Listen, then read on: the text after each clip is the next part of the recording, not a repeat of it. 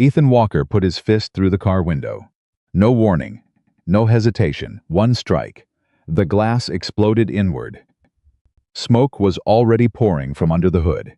He reached through the shattered frame, found the lock, yanked the door open, and pulled a woman out of a burning vehicle with his bare hands while his interview suit caught the ash falling around him. He had 12 minutes left to change his life. He chose her instead. Drop your city below. I want to see how far this story travels. And if that hit you, subscribe. What comes next will blow your mind. The alarm went off at 5:47 a.m. and Ethan was already awake. He'd been lying in the dark for 20 minutes, staring at the ceiling the way he used to stare at mission briefings, running every detail, every possible outcome, every variable he could control and every one he couldn't. Today was the day. He sat up slowly, careful not to make noise. Down the hall, behind a door plastered with soccer stickers, and a hand-painted sign that said, "Sophie's room, knock or else." His 9-year-old daughter was still asleep. He'd checked on her twice already. Old habit, from a time in his life he didn't talk about anymore. He moved through the kitchen in the dark, measuring coffee by feel, not turning on the overhead light, because Sophie always said the bright light in the morning made her feel like she was being interrogated. He had laughed the first time she said that. Then he'd thought about it. Then he'd quietly removed the bulb and replaced it with something softer. He did that a lot. Adjust things quietly, without making a production of it. The coffee maker gurgled. Outside, the sky over the Seattle suburb was the color of old pewter, not quite black. Not yet gray, just that heavy pre-dawn. Nothing that sits on everything like a wet blanket. Ethan poured his coffee and stood at the kitchen counter and let himself feel it, not nervousness. He'd been in situations that would rearrange most people's relationship with the word nervous, and this wasn't one of them. What he felt was something more like altitude, like standing at the edge of something high, looking out, knowing what was below but also knowing what was possible. Today was the day he'd been working toward for 8 months. A senior emergency operations position at Harrington Global Systems. He said, the full name in his head, the way Sophie said the names of things she really wanted carefully. Like saying it wrong might somehow make it disappear. Harrington Global Systems. It was one of the 5 largest technology and private security firms in the United States. The kind of company that had contracts with agencies Ethan used to work for. Back when he wore a different kind of uniform. The salary they were offering would not just change his situation. It would end a chapter of his life that had lasted too long and had cost too much, the chapter called surviving. He wanted to get to the chapter called living. He wanted to stop checking his bank account before he bought Sophie new cleats. He wanted to stop timing the grocery runs to hit the Wednesday markdown.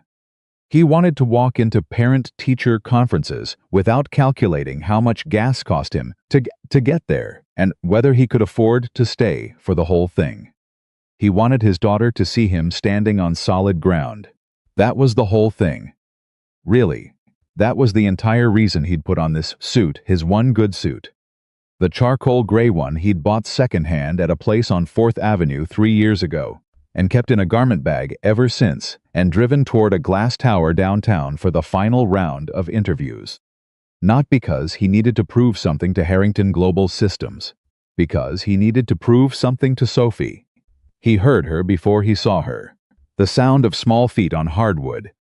The particular shuffle thump of a 9-year-old, trying to be sneaky and failing entirely. Dad. He turned around. Sophie stood in the kitchen doorway in her pajamas, the ones with the little rockets on them that she'd picked out herself and refused to stop wearing, even though they were getting too short in the leg. Her dark hair was a disaster. One side flat, one side going in a direction that had no physical explanation. She looked at him for a second. "You look weird," she said. "Good morning to you too." "No. I mean," she gestured at him vaguely. "You look like a different person, like a fancy person. I have an interview today, I know." She climbed up onto the kitchen stool and pulled her knees to her chest. "The big one. Yeah. The one where if you get the job, we can get a real couch?" He laughed. The couch had become the symbol of everything. Sophie had declared their current couch a sectional he'd gotten from a neighbor who was moving and didn't want to haul it as aesthetically catastrophic. A phrase she had absolutely learned from a YouTube video and deployed with devastating accuracy. "If I get the job," he said. "Yes, we can get a real couch." "What kind? What kind of couch do you want?" She thought about this with the complete seriousness of someone making a major policy decision. "Blue," she said finally. "Like a dark blue. And it has to have those armrests where you can set stuff down." "Noted. And a cup holder." "I don't think couches come with cup holders." "Soph. Some do. I looked it up." He pointed at her. "You looked up couches?" "I looked up a lot of things," she said. Entirely unapologetic. "I'm invested." He turned back to his coffee to hide the fact that he was smiling in a way that might have made him look like something other than a put-together adult. Sophie had that effect on him. She could take the heaviest thing he was carrying and somehow make it feel lighter just by being completely, spectacularly herself. She'd been doing that since she was 3 years old. Since the first morning after he'd buried her mother and woken up not knowing how to exist. And Sophie had crawled into bed beside him and put her small hand on his face and said, with great seriousness, "Dad, I think we need pancakes." He'd made pancakes. He'd been making them ever since. Figuratively. "You're going to get it," Sophie said behind him. He turned around. She was looking at him with that expression. She sometimes got older than 9. Somehow. An expression that didn't belong on a kid's face and probably came from growing up with only one parent and understanding, even at her age, that the stakes in their house were real. "You don't know that," he said. "I know you," she said. You're the most prepared person on the planet. You literally made flashcards. Those were notes. They were color-coded." "Dad, that's flashcards." He held up his hands in surrender. She slid off the stool. "I'm going to go get ready for school. Mrs. Patterson is picking me up today. Remember?" "I remember. And you'll text me?" "The second I'm out." She started toward the hallway, then stopped, turned back, and she looked at him. Really looked at him with those dark eyes that were her mother's eyes. The ones that had always been able to see straight through him. Even when her mother was alive, even when Ethan was absolutely certain he was keeping something perfectly hidden. "Hey, Dad?" "Yeah. Whatever happens today," she paused. Picked her words the way she picked everything. Carefully. "You're already the thing we need. You know that, right?" He didn't say anything for a second. "Go get ready for school," he said quietly. She gave him one last look, satisfied. Like she'd delivered her message and confirmed receipt and disappeared down the hall. Ethan stood in the kitchen for a moment, with his coffee going cold in his hand. "You're already the thing we need." He took a breath. Then he finished his coffee, checked his tie in the reflection of the microwave door, picked up his keys, and walked out to face the day. He gave himself 45 minutes. The interview was at 9. Harrington Global's regional headquarters was 22 miles from his house, normally a 35-minute drive. But he factored in traffic, the construction on I-5 that had been happening since March, and showed no signs of stopping, and the 10 minutes he wanted to sit in the parking garage and collect himself before walking in. He was a man who factored things in. He merged onto the highway at 8:13 a.m. Traffic was moving, which was its own minor miracle. He ran through the interview framework in his head, not nervously, obsessively, but the way a pilot runs through a pre-flight checklist, not because they're afraid something is wrong, because the checklist is the point. The process is the discipline. The discipline is why things go right. He thought about the panel. 4 people. He'd done his research. Victoria Hale, the HR director who had a reputation for precision and a documented impatience for what she called narrative inflation, which was HR language for lying about yourself. Ethan was not going to have that problem. He thought about David Rourke, the operations VP, former Army man, 2 Iraq deployments. The kind of person who would hear a specific answer and know immediately whether the person giving it had actually been in a situation or was just describing one they'd read about. He knew how to talk to David Rourke. He knew how to talk to all of them. He was ready.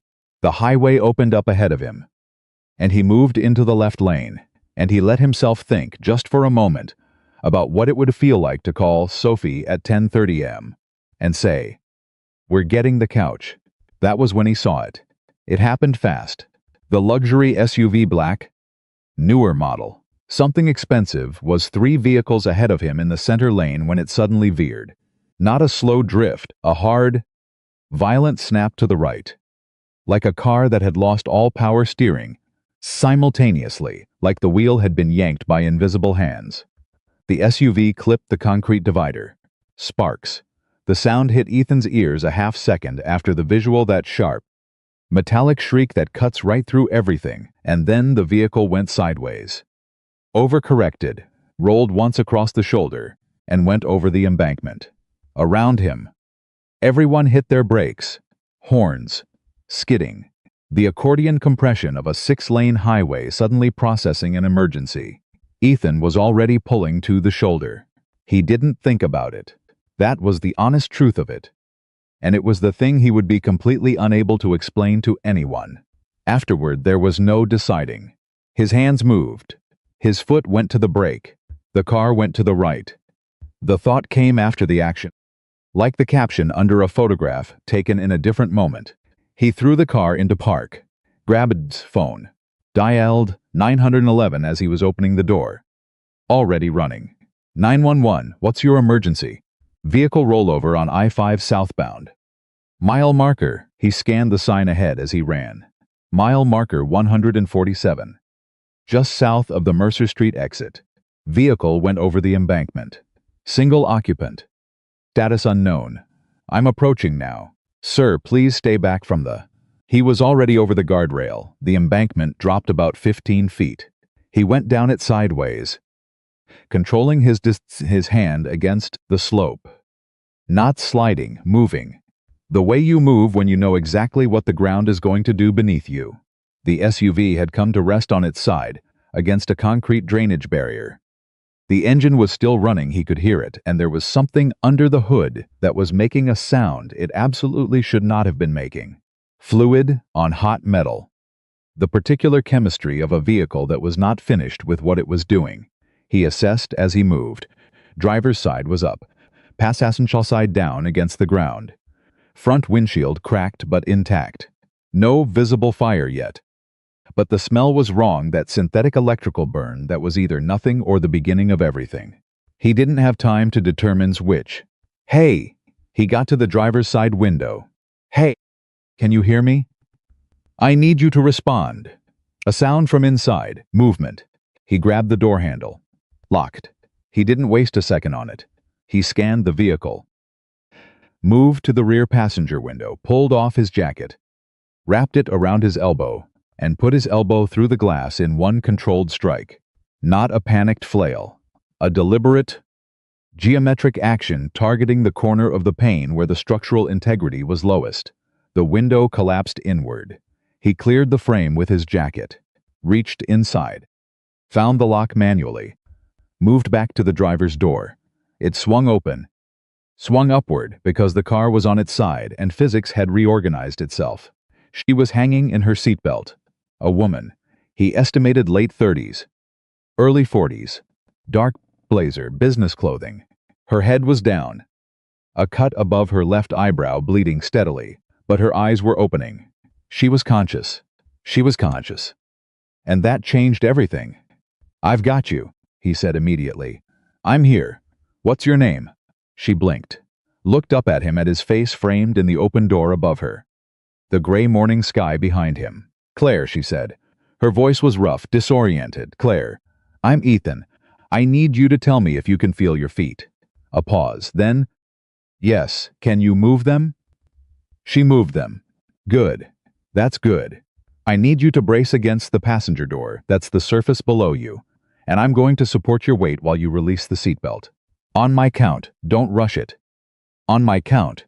Do you understand? She looked at him. Something in her eyes sharpened, like a person pulling themselves back into themselves. Distance, I understand, she said. Okay. 3, 2, 1. The extraction took 4 minutes. In a hospital with equipment. With a trained team, with proper protocols, it might have been safer. But the smell under that hood was getting worse. And the sound the engine was making had changed pitch in a way that Ethan's nervous system recognized without needing a translation. And 4 minutes was not too long. 4 minutes was exactly as long as it needed to be. He got her out. Got her clear of the vehicle. Got her 20 feet away. Onto the grass beside the drainage ditch, and he crouched down with her, and kept his hand on her shoulder, and kept talking steady. Even the voice you use when you need someone's nervous system to believe that things are under control even while you're still actually making them under control. The ambulance is coming. You're out. You're clear. You're okay. She was looking at him. Not the way a person looks at a stranger who helped them. The way a person looks at something they're trying to classify. Your hands aren't shaking, she said. He glanced down. She was right. How are you doing that? She asked. Doing what? You just pulled me out of a crashed car, and your hands are completely steady. He looked back toward the embankment. Training, he said simply. She kept looking at him. He didn't say anything else. Behind them, the SUV made a sound like a long exhale, and then the engine compartment began to produce smoke in earnest. And Ethan shifted his position slightly, so that his body was between the vehicle and Claire. Just in case. The way you position yourself without thinking about it. The way certain habits don't leave a person, no matter how many years they spend, trying to become someone quieter. In the distance, he could hear sirens. The paramedics arrived in 4 minutes and 30 seconds. He counted. Old habit. He briefed them the way he'd been briefed and had briefed other times, more times than he could accurately remember efficiently. Without drama. Facts only, patient status and mechanism of injury, and what he'd observed and what he hadn't been able to assess.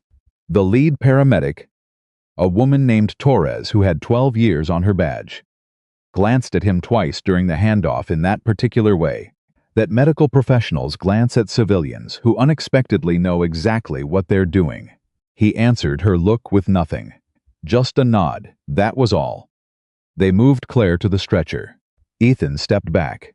He was standing on the embankment grass, his jacket ruined, his shirt untucked, a streak of something oil or mud or both across the front of what had been. 2 hours ago, the nicest thing he owned. His shoes were destroyed. He had a cut on his right hand that he hadn't noticed getting and couldn't have told you exactly when it happened. He looked at his phone. 8:47 a.m. The interview was at 9. Harrington Global Headquarters was 22 minutes away. He stood very still for a moment, doing the math that didn't need to be done because the answer was already obvious. He was going to miss it. He had a 0% chance of arriving on time. Looking like a person who was there to interview for a senior leadership role, with the mental space to perform at the level he'd prepared to perform at. The interview, the one he'd spent 8 months working toward. The one that was going to mean the couch and the cleats and stopping the breath-holding before every grocery run was gone. He stood in the wet grass beside I-5 with sirens going all around him, and he did something he hadn't done in a very long time. He let himself feel it. Not rage, not despair, just loss, clean and specific, the way real loss feels before you have time to rationalize it into something more manageable. Just the honest weight of a door that was closing. Then he picked up his phone and called the number he had saved in his contacts as Harrington HR Victoria Hale. It rang twice. Victoria Hale. Miss Hale. This is Ethan Walker. I have a 9 o'clock interview with the operations panel. A brief pause. Mr. Walker. Yes, we're ready for you. I'm not going to make it. He said it clearly. No hedging. No over-explaining. There was a vehicle accident on I-5. I stopped to assist. I'm with emergency services right now. I won't make it by 9. Another pause. Longer this time, Mr. Walker. Her voice had not warmed. If anything, it had become more precise. This interview was scheduled 6 weeks ago. Our panel has 4 senior members whose time has been allocated specifically for this morning. I understand. Are you able to be here within 30 minutes? He looked down at himself. The ruined jacket, the cut on his hand, The general presentation of a man who had just climbed down an embankment and extracted a person from a wrecked vehicle. "I can be there," he said. "But I should tell you what I'll look like when I arrive." "Mr. Walker, I'll be there in 30 minutes, he said. "I understand if the panel decides not to proceed." He hung up. He looked over at the paramedics, who were loading Claire into the ambulance. She was on the stretcher, an oxygen mask over her face, and she turned her head and looked back toward the embankment. She was looking for him. He didn't know why he was certain of that. He was certain of it anyway. He raised one hand. She couldn't see him clearly. He knew. He was just a shape on the grass. A man in a ruined suit who had appeared from nowhere and done what needed to be done, and was now standing still while the world moved around him. The ambulance doors closed, and Ethan walked back up the embankment to his car. He drove to Harrington Global. He didn't think about whether it was rational. He didn't think about what the panel was going to see when he walked in. He drove because he had said he would. And because a man who says he will do something and then doesn't do it because it got difficult is not, in Ethan's private moral accounting, a man at all. He arrived at 9:21 a.m. The lobby of Harrington Global Systems was the kind of space designed to make a specific statement before anyone said a single word. Glass and steel and height and silence. The kind of architectural vocabulary that said, "Power is here, and you are smaller than it." Ethan walked through the front doors. The security guard at the desk, a young man, maybe 25, bored expression, looked up. Looked at Ethan, the expression changed. Not with judgment. Exactly. More with the involuntary recalibration that happens when a person's appearance doesn't match the environment they've walked into. "I'm here for an interview," Ethan said. "Ethan Walker, 9 a.m. with the operations panel." The guard looked at him for another half-second. Then he made a call. They made him wait. Not in the conference room, where the panel was meeting. In a chair in the lobby, off to the side, where the security guard and the receptionist could see him, and where everyone walking through had a clear line of sight to the man sitting by himself in a destroyed suit with dirty hands. He waited. He did not fidget. He did not look at his phone constantly. He sat with his hands on his knees, and he watched the lobby, and he breathed at a pace that anyone who had never been trained to manage their own physiology under pressure might have found difficult to believe was natural. He waited for 19 minutes. Then a woman appeared from the elevator bank. She was approximately 50. Impeccable, the kind of compose that isn't natural but has been achieved over decades. She walked toward him with the economy of movement of someone who didn't waste anything, not time, not words, not attention. She looked at him for one complete, unhurried moment before she said a single word. "Mr. Walker, I'm Victoria Hale." He stood, extended his hand. She glanced at the cut on it. "Did not take his hand, I think," she said. "We both know what this looks like." "Yes," he said. "Would you like to tell me your version of it?" Told her. Cleanly. No embellishments.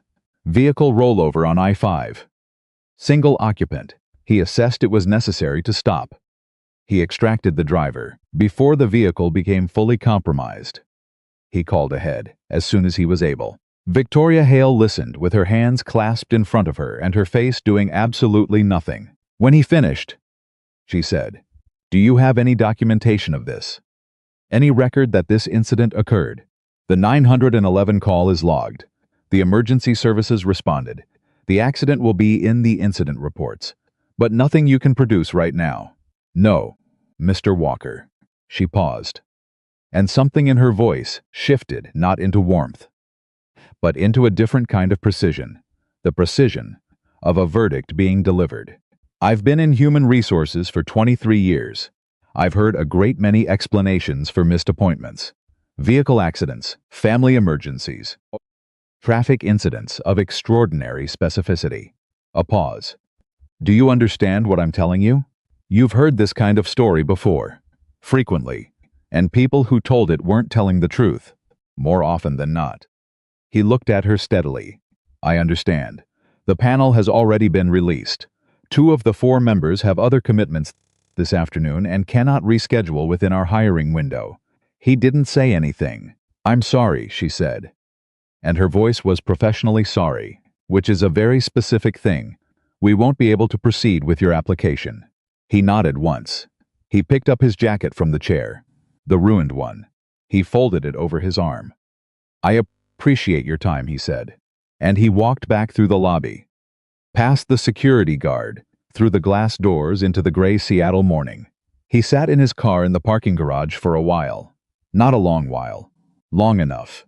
He sat there and he was honest with himself, the way he had always tried to be honest with himself, even when honesty was the least comfortable available option. Because he had learned a long time ago that the alternative, the slow accumulation of self-deceptions, the comfortable lies you tell yourself about why things happened and who was responsible and what it all meant, was a kind of poison that worked slowly and made you weaker without you noticing until you were entirely hollowed out. He was honest with himself.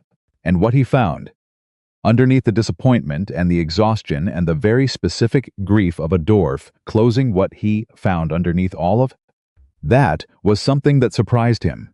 He didn't regret stopping. He turned that over, looked at it from different angles. The way you examine something you're not sure you trust. He didn't regret it. If he could go back, if he could be at that moment on I-5 with perfect foreknowledge of everything that was going to happen next, with the knowledge that this choice was going to cost him the interview and the job and the couch and everything else, he believed, with the particular certainty of a man who has been tested enough times to know what he actually is, and isn't capable of, that he would have done the same thing, because there had been a person in that vehicle, and she had needed someone, and he had been there.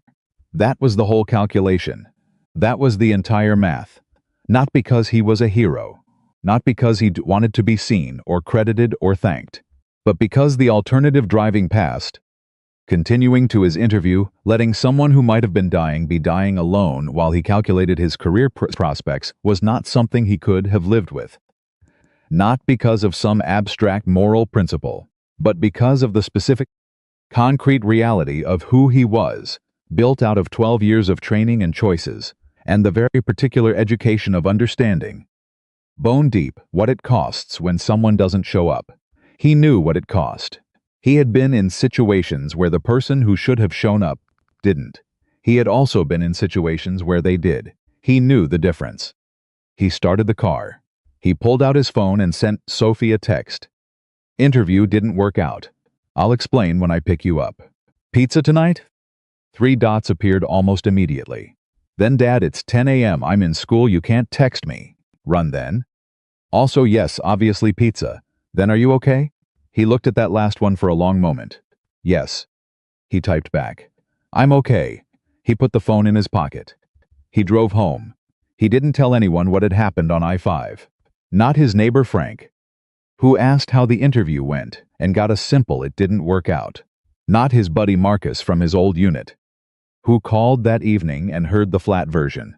Not Sophie, who got pizza and watched a movie and fell asleep on the aesthetically and never knew that her father had spent the entire evening sitting in the chair across from her, watching her sleep, doing the math on what came next.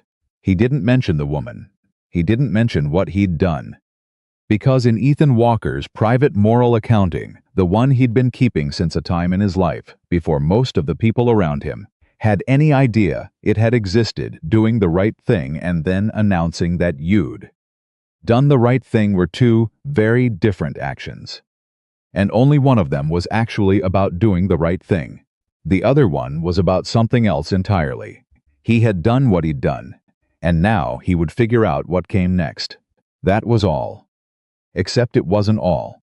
Because 48 hours later, lying in a hospital bed with 7 stitches above her left eyebrow and a bruised rib, and the beginning of what would become a 2-week investigation into an accident that should not have been possible, Claire Montgomery, CEO of Harrington Global Systems, asked her assistant to bring her the rejected application files from the most recent operations panel.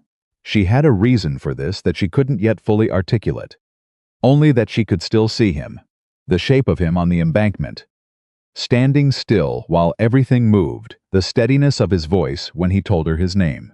The completely specific way his hands had moved when he lifted her out of the wreckage, not the hands of a man doing something unfamiliar, doing something terrifying for the first time, but the hands of someone doing something they understood. Hands that didn't shake. Training, he'd said. She wanted to know what kind. Her assistant brought the files. She opened the one labeled Walker. Ethan. And she found the section she was looking for, military service. And she read what was there. And she stopped. And she read it again. Former Navy SEAL. Rescue operations. Crisis response specialist. Honorable discharge. 4 lines. No embellishment, no long explanation, no list of medals or missions, or the kind of detail a person includes when they want you to be impressed. Just 4 lines. Claire Montgomery had been running a company for 9 years. She had interviewed hundreds of executives, hired thousands of employees, and sat across tables from people who used their pasts as marketing materials, who understood that their history was a sales tool and deployed it accordingly. She had never once met a decorated combat rescue specialist who hid it. She had never once met a man who saved the life of a stranger and didn't say a single word about it in the interview afterward. She read those 4 lines again, and something shifted, not toward gratitude. That would come later, and she would wrestle with it for weeks, the complicated discomfort of owing something profound to someone who didn't want to be owed. What shifted first was something older. Recognition. The recognition of a person who, underneath all the armor of their achievements and their title and their carefully constructed professional life, understood instinctively and from experience what it meant to be in a situation where everything depended on someone showing up. She had been in that situation, on an embankment off I-5 with smoke coming from under her hood, and he had shown up, and now she held his file in her hands, and she began, very quietly and with great care, to read everything she had on Ethan Walker, because something about this entire situation, the interview, the accident, the rejection, the 4 plain lines where a dozen medals should have been something about all of it, was not adding up, and Claire Montgomery had not built a company to the size and strength of Harrington Global by ignoring things that didn't add up. She pressed the call button for her assistant. "Get me the full accident report," she said, "and get me Ethan Walker's complete military service record. Everything that's available." A pause. "The accident report for yesterday's incident on I-5? "Yes, Ms. Montgomery, and get me ID security. I need to talk to them today." She paused. "Actually, don't call them from the office phone." A longer pause. "Should I ask why?" She looked at the window for a moment, at the gray Seattle sky. "Not yet," she said, and she went back to the file. Claire Montgomery opened her eyes at 6:14 in the morning and stared at the ceiling of her hospital room and thought about his hands. Not in a sentimental way. Claire was not a sentimental person. She had built Harrington Global Systems from a mid-sized regional security contractor into a $2 billion operation over 9 years. And people who knew her professionally would have laughed politely, carefully at the suggestion that she was sentimental about anything. But she was precise. She noticed details the way other people noticed weather automatically, constantly, without having to decide to do it. And the detail she could not stop returning to, lying in that hospital bed with 7 stitches above her eye and a bruised rib that made every breath a small negotiation, was the steadiness of his hands. Not steady the way a calm person is steady. Steady the way a trained person is steady. There was a difference. And Claire knew it because she had spent 9 years building a company that operated in the space where those 2 things diverged. And she had learned, sometimes expensively, to tell them apart. She pressed the call button. Her assistant, Dana, appeared in 12 minutes. Dana was 28. Relentlessly competent, and had the particular gift of understanding what Claire needed before Claire finished asking for it. She appeared in the doorway with a tablet, a coffee that she'd somehow sourced from somewhere that was not the hospital cafeteria, and the expression of a person who had already been working for 3 hours. "Good morning," Dana said. "The rejected files from the operations panel," Claire said. "Tuesday's panel. I need them." Dana didn't ask why. She just pulled up the tablet. All of them? One specifically. Walker. Ethan Walker, a pause. Dana's fingers moved. Then she turned the tablet toward Claire. Claire took it and read. The file was thin. That was the first thing she noticed, not thin, the way an underqualified candidate's file was thin. Padded with irrelevant experience and vague skills descriptions to fill space. Thin the way a person's file is thin when they're only telling you what they believe you need to know and nothing else. Education. Work history. The security and emergency response positions contract work. Nothing permanent, the kind of employment pattern that either meant a person couldn't commit or a person had reasons for keeping their options open that they weren't sharing. References that checked out. A gap in the middle of the employment history that wasn't explained. And then the military section, which she found at the bottom of the second page. 4 lines. Former Navy SEAL. Rescue operations. Crisis response specialist. Honorable discharge. She read it twice. Then she handed the tablet back to Dana and said, "Get me his full military service record, whatever's accessible through our government contract channel, and get me the full incident report from yesterday's accident on I-5. Dana looked at her. The accident? Your accident. Yes. Claire. Dana's voice shifted slightly, not unprofessional. But human. You were in that accident 14 hours ago. You have a concussion and a fractured Dana. Yes. Okay. I'll get the records, and one more thing. Claire paused. She turned the tablet over in her hands. Thinking. Don't run the records request through the office system. Use the external compliance channel. Dana went very still for exactly 1 second. It was the kind of stillness that happens when a person processes a statement that means more than its surface, when the implication catches up to the words. Okay, Dana said carefully. Can I ask why? Claire looked at her. Not yet, she said. Dana left. Claire lay back against the pillow and closed her eyes and thought about the external compliance channel, the one that existed precisely because there were situations in which a company's internal systems could not be trusted to handle sensitive requests without those requests becoming visible to people who should not see them. She had set it up 3 years ago. She had never had reason to use it before. She thought about that. And then she thought about his hands again.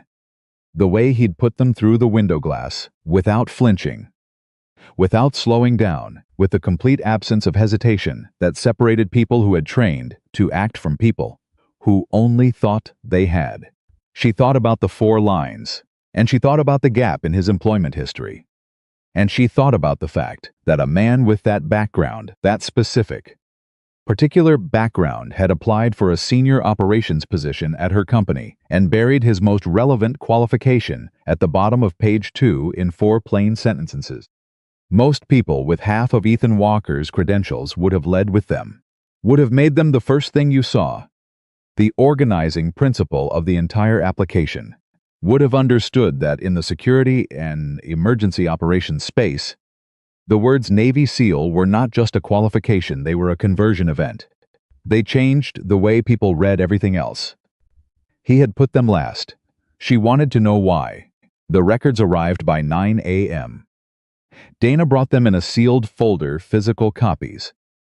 Not digital, because the external compliance channel operated on a different protocol, and she set them on the tray table beside the bed and stood back. Claire opened the folder. She read for 45 minutes without stopping. When she was finished, she set the folder down on her lap and looked at the window for a long time. Ethan Walker had not spent 12 years in the Navy. He had spent 12 years as one of the most specifically trained human beings the United States military had ever produced. 6 combat deployments, 37 documented rescue operations. A service record that included citations she recognized, and some she didn't, which meant they were classified, which meant they were the kind of operations that didn't get written about and didn't get claimed in public and existed in the record only as reference numbers pointing to files that required clearances she didn't have. He had been awarded the Navy Cross. She had to read that twice. The Navy Cross, the second highest military decoration the United States Navy could bestow, for conspicuous gallantry and intrepidity in action against an enemy of the United States. Given to fewer people in a year than could fill a small conference room. He had not mentioned it anywhere in his application. Not once, not even in passing. She looked at the bottom of the service record. The section marked Separation Notes.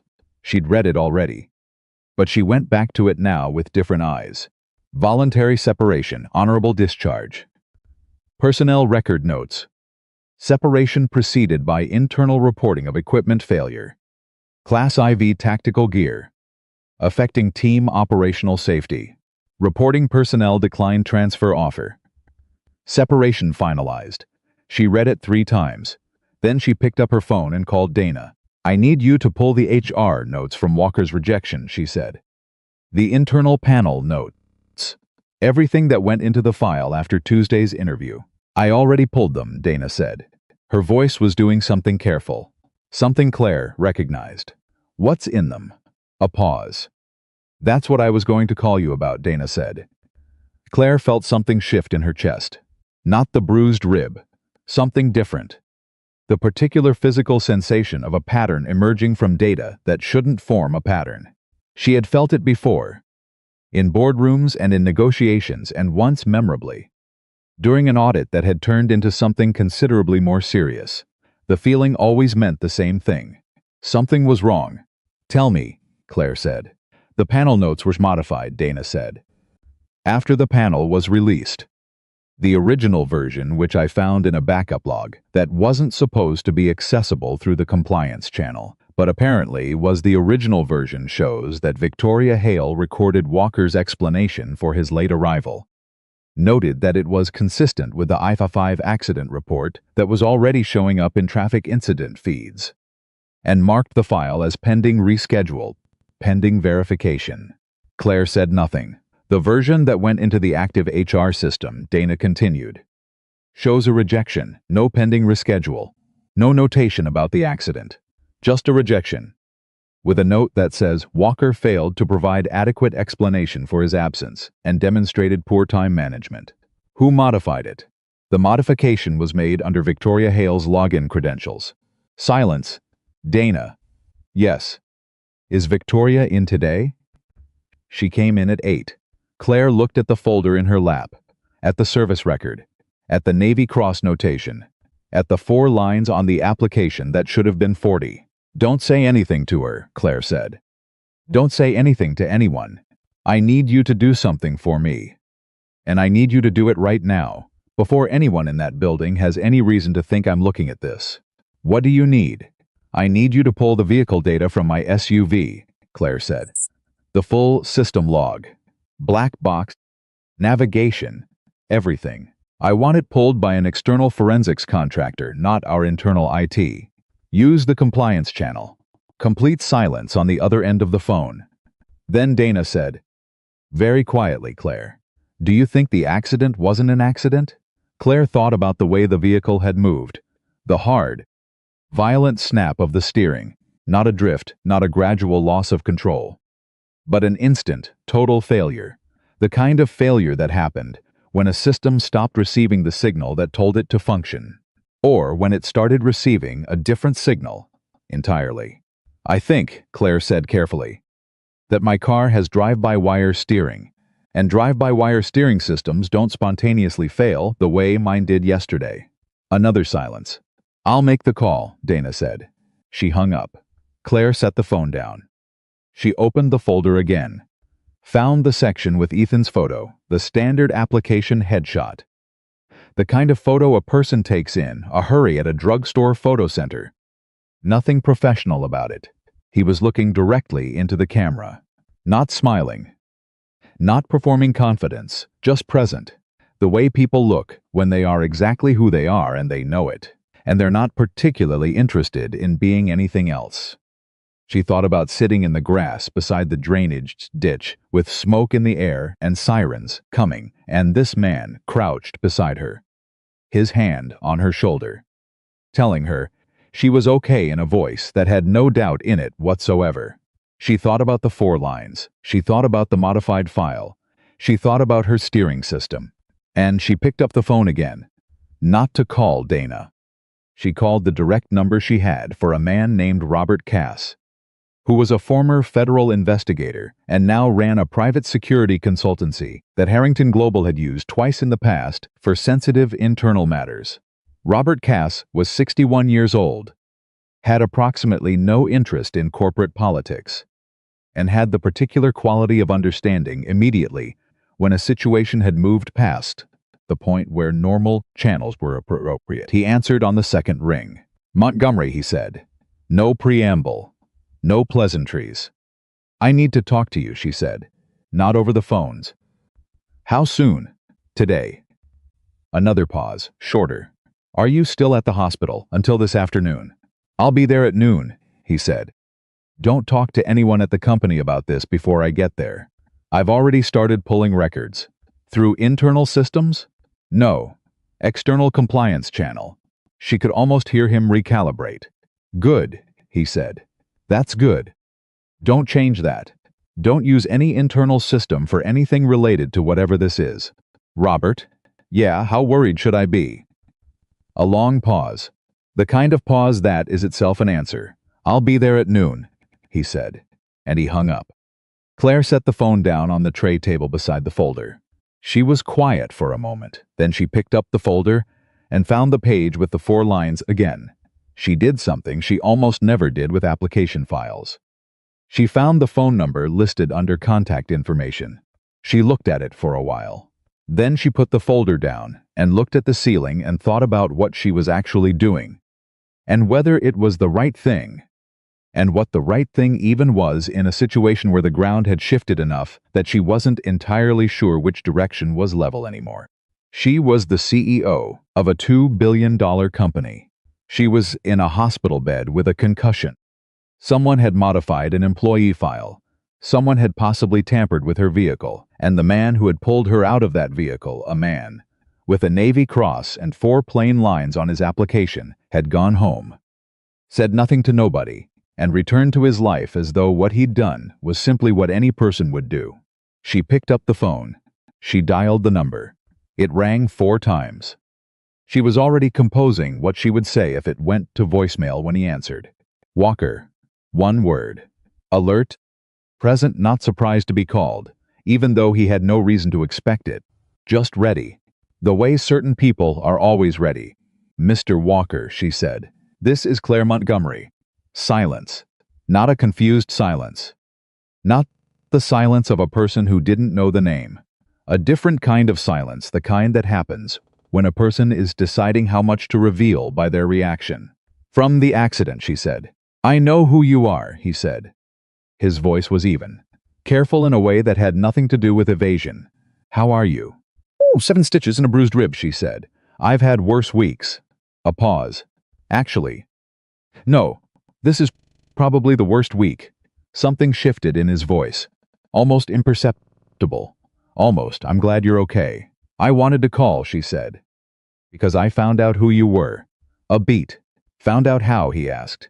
"Your application was in our system. I'm the CEO of the company you interviewed with." Silence again. This one longer. "I didn't know that," he said finally. "I assumed not. When I was at the vehicle, I didn't. I had no idea who you were." "I know," she said. "That's actually why I'm calling." Another pause. She could hear him breathing steady. Measured, the rhythm of a person who controlled their own physiology, the way other people controlled their voices. "What do you want, Ms. Montgomery?" he asked. Not rudely, just directly. The directness of a person who had decided that the social protocols around certain questions were less important than the actual question. She liked it. "I want to offer you a position," she said. "As what?" "Crisis consultant. Direct report to me. I'm looking at some internal security concerns that require someone with your specific background." A pause. "With all respect," he said, "I don't want a job because you feel like you owe me something." She had expected this. Somehow she had expected exactly this. "I don't feel like I owe you something," she said. Which was not entirely true, but was true enough. "I feel like I have a problem that requires a specific kind of person, and I found that person in an unexpected way." "That's a good reframe," he said. "It's not a reframe." It's what I actually think. Silence, Mr. Walker, she said. I'm going to tell you something that I am not telling anyone else right now. I'm telling you because you have a background that I think can help. And because you are demonstrably someone who doesn't use information against the people who give it to him. You don't know that about me. I know you saved my life and didn't mention it in your interview. A long pause. What's the information? He asked. My accident wasn't an accident, she said. And someone inside my company altered your rejection file after the panel was released. She paused. I think both of those things are connected. And I think whoever is responsible has access to systems inside Harrington Global that they should not have access to. Complete silence on the other end of the line. She waited. Miss Montgomery, he said finally. Claire. He said it once, testing the weight of it. Do you understand what you're describing? Yes. If you're right, if someone tampered with your vehicle and has access to your internal HR systems, you're describing a level of penetration that goes beyond a single bad actor. I know, and you're calling me, he said. Not accusatory. Just noting it. Not law enforcement, not your board. The board meets in 3 weeks, she said. If whoever is doing this knows I'm looking, and if they have access to the systems I think they have access to, then using any internal channel to investigate is the same as handing them the investigation. She paused. And law enforcement is going to require evidence before they can move. I need someone who can help me find that evidence first. A very long silence. Outside his window, she imagined. There was probably a gray Seattle morning. The same gray morning she was looking at through her hospital window. I'm not doing this because I feel like I owe you, he said slowly. I want to be clear about that. I understand. If I help you, it's because what you're describing is the kind of thing that shouldn't happen. And because, if someone running an operation inside a major security company, the people it hurts aren't going to be the executives. It's going to be the employees who can't protect themselves. I know that too, she said quietly. Another pause. I have a daughter, he said, 9 years old. Whatever I do, my availability has limits. That's fine. And I want full access to everything you have. The vehicle data, the HR logs, everything. I don't work with partial information. Agreed. And if this leads somewhere that implicates someone you like, he said. Someone you've worked with for a long time, that doesn't change what the evidence is. She didn't hesitate. Agreed. Okay, he said. Okay, she said. A pause. Then, for what it's worth, he said, and his voice shifted very slightly, not softer exactly, but different, the way a voice changes when a person decides to let something through that they normally keep behind the professional surface. I'm glad you called. I've been thinking about that steering system since yesterday. What do you mean? Drive-by-wire, he said. The way your vehicle moved, I thought about it on the drive home. It didn't move like a mechanical failure. It moved like a signal interruption. Like the system received a command, and then stopped receiving correction data. She went very still. That's exactly what the preliminary data shows, she said carefully. Yeah. A pause. I thought so. Another pause. I'll be at the hospital by 1. Robert Cass will already be here. Former federal investigator. He's good. I know Robert Cass, Ethan said. Something in his voice, not quite recognition. Not quite warmth. More like the neutral acknowledgement of someone encountering a familiar coordinate on an unfamiliar map. How? Different context, he said. It doesn't matter. If you trust him, that's enough. He hung up. Claire set her phone down. She looked at the ceiling for a moment. Then she looked at the folder, at the 4 lines, at the photo of the man looking directly into the camera with nothing to prove and nowhere to hide. She had built a company on the principle that the most important thing you could know about a person was not their resume, but their choices under pressure. What they did when nobody was watching. What they sacrificed when the cost was real. She had interviewed hundreds of people who told her about their choices. She had never before encountered someone who had made the exact right choice directly in front of her and then said absolutely nothing about it. She thought about the modification in his file. Someone had deliberately made sure Ethan Walker didn't get that job. Someone with access to the HR system, operating under Victoria Hale's credentials, had seen his application, had seen the 4 lines, had perhaps done the same research Claire was now doing, and had decided that Ethan Walker should not be inside Harrington Global Systems. The question was why. What was it about a quiet single father from outside Seattle, a man who drove a car that needed new tires and wore a suit that was 2 years too old, and put his fist through a car window without blinking that someone inside her company had decided was threatening enough to bury? She didn't know yet, but she was going to find out. And when the door opened at noon and Robert Cass walked in, gray-haired and unhurried and carrying the particular stillness of someone who had seen enough of the world's machinery to be neither surprised nor impressed by most of it, she was ready. She handed him the folder without a word. He read it. He looked up. "Walker," he said. "You know him?" "Of him," Cass said. 12 years ago. There was an internal military inquiry equipment failure. Tactical gear. A team nearly lost people because of a compromised unit. One operator reported it up the chain, refused to let it get buried. The manufacturer had a Defense Department contract worth about $60 million. And there were people on both sides of the civilian-military divide who wanted the story to go away. He paused. It didn't go away. The contract was reviewed. Some people had difficult conversations. The operator who reported it was quietly pressured out. And that operator was Ethan Walker. That's my understanding. Cass set the folder down. He cost some powerful people some significant money and some significant embarrassment. And he did it knowing exactly what it would cost him. He looked at her. And now he's applied to work at your company. And his file was altered to ensure he didn't get hired. They looked at each other. One of the executives on the board of Harrington Global, Claire said slowly, was on the board of the defense contractor that lost that contract review. Cass went very still. "Which executive?" he said. "It wasn't a question," Claire told him.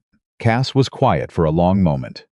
"So someone who has reason to keep Ethan Walker at arm's length," he said, "is in a position of significant influence inside your company, and someone tampered with your vehicle." He paused. "Claire, how long has this executive had access to your operation structure?" 4 years, she said. "And in those 4 years, have there been any internal decisions that seemed off to you? Contracts that went in unexpected directions? Personnel changes you didn't fully understand? Security protocols that were modified without your direct involvement?" She thought about it. She thought about the 3 contracts in the past 18 months that had gone to vendors she hadn't approved. The security protocol update 8 months ago that had been presented to her as routine, but had expanded access to vehicle management systems across the executive fleet. The 2 senior employees in the past year who had left quietly under circumstances that had been explained to her as personal decisions and that she had, in the pressure of running a company, accepted without examining too closely. "Yes," she said quietly. "There have been things like that." Cass nodded. Slowly, the nod of someone arriving at a conclusion they'd suspected from the beginning of a conversation. "Then we have a bigger problem than a modified HR file," he said. "I know. Walker's coming at 1? "Yes." Cass looked at his watch. "Good," he said. "Because what you're describing, the scale of it, the excess required, the coordination involved, this isn't one person operating alone. This is infrastructure. Someone built something inside your company, Claire. Something patient and layered and designed to be invisible." He looked at her directly. "And the only reason Ethan Walker's file got changed," he said, "is that someone recognized his name and panicked. And people who panic make mistakes." He picked up the folder again. "Let's make sure we're ready when they make the next one," he said. Claire looked at the door. Outside in the hallway, the hospital was doing what hospitals do: constant, unceasing motion. The machinery of care running on its own momentum. She thought about the morning before the accident, the drive she made every Tuesday, the route she had driven 200 times, the familiar, unremarkable sequence of ramps and bends, a particular stretch of I-5 that she had never thought of as anything other than a way to get from one place to another. She thought about what it would have meant if Ethan Walker had driven past. If he had looked at the smoke and calculated his 15 minutes and kept going, she would be dead. And whatever was built inside Harrington, Global Systems, would still be running, invisible and patient and completely undisturbed, doing whatever it had been built to do. She looked at Robert Cass. The person who built this, she said. They made one mistake. Just one? They underestimated the person they buried, she said. Cass looked at her for a moment. Then he almost smiled. Almost. Yeah, he said. That tends to be the one that gets people. Ethan arrived at the hospital at 12:58 p.m.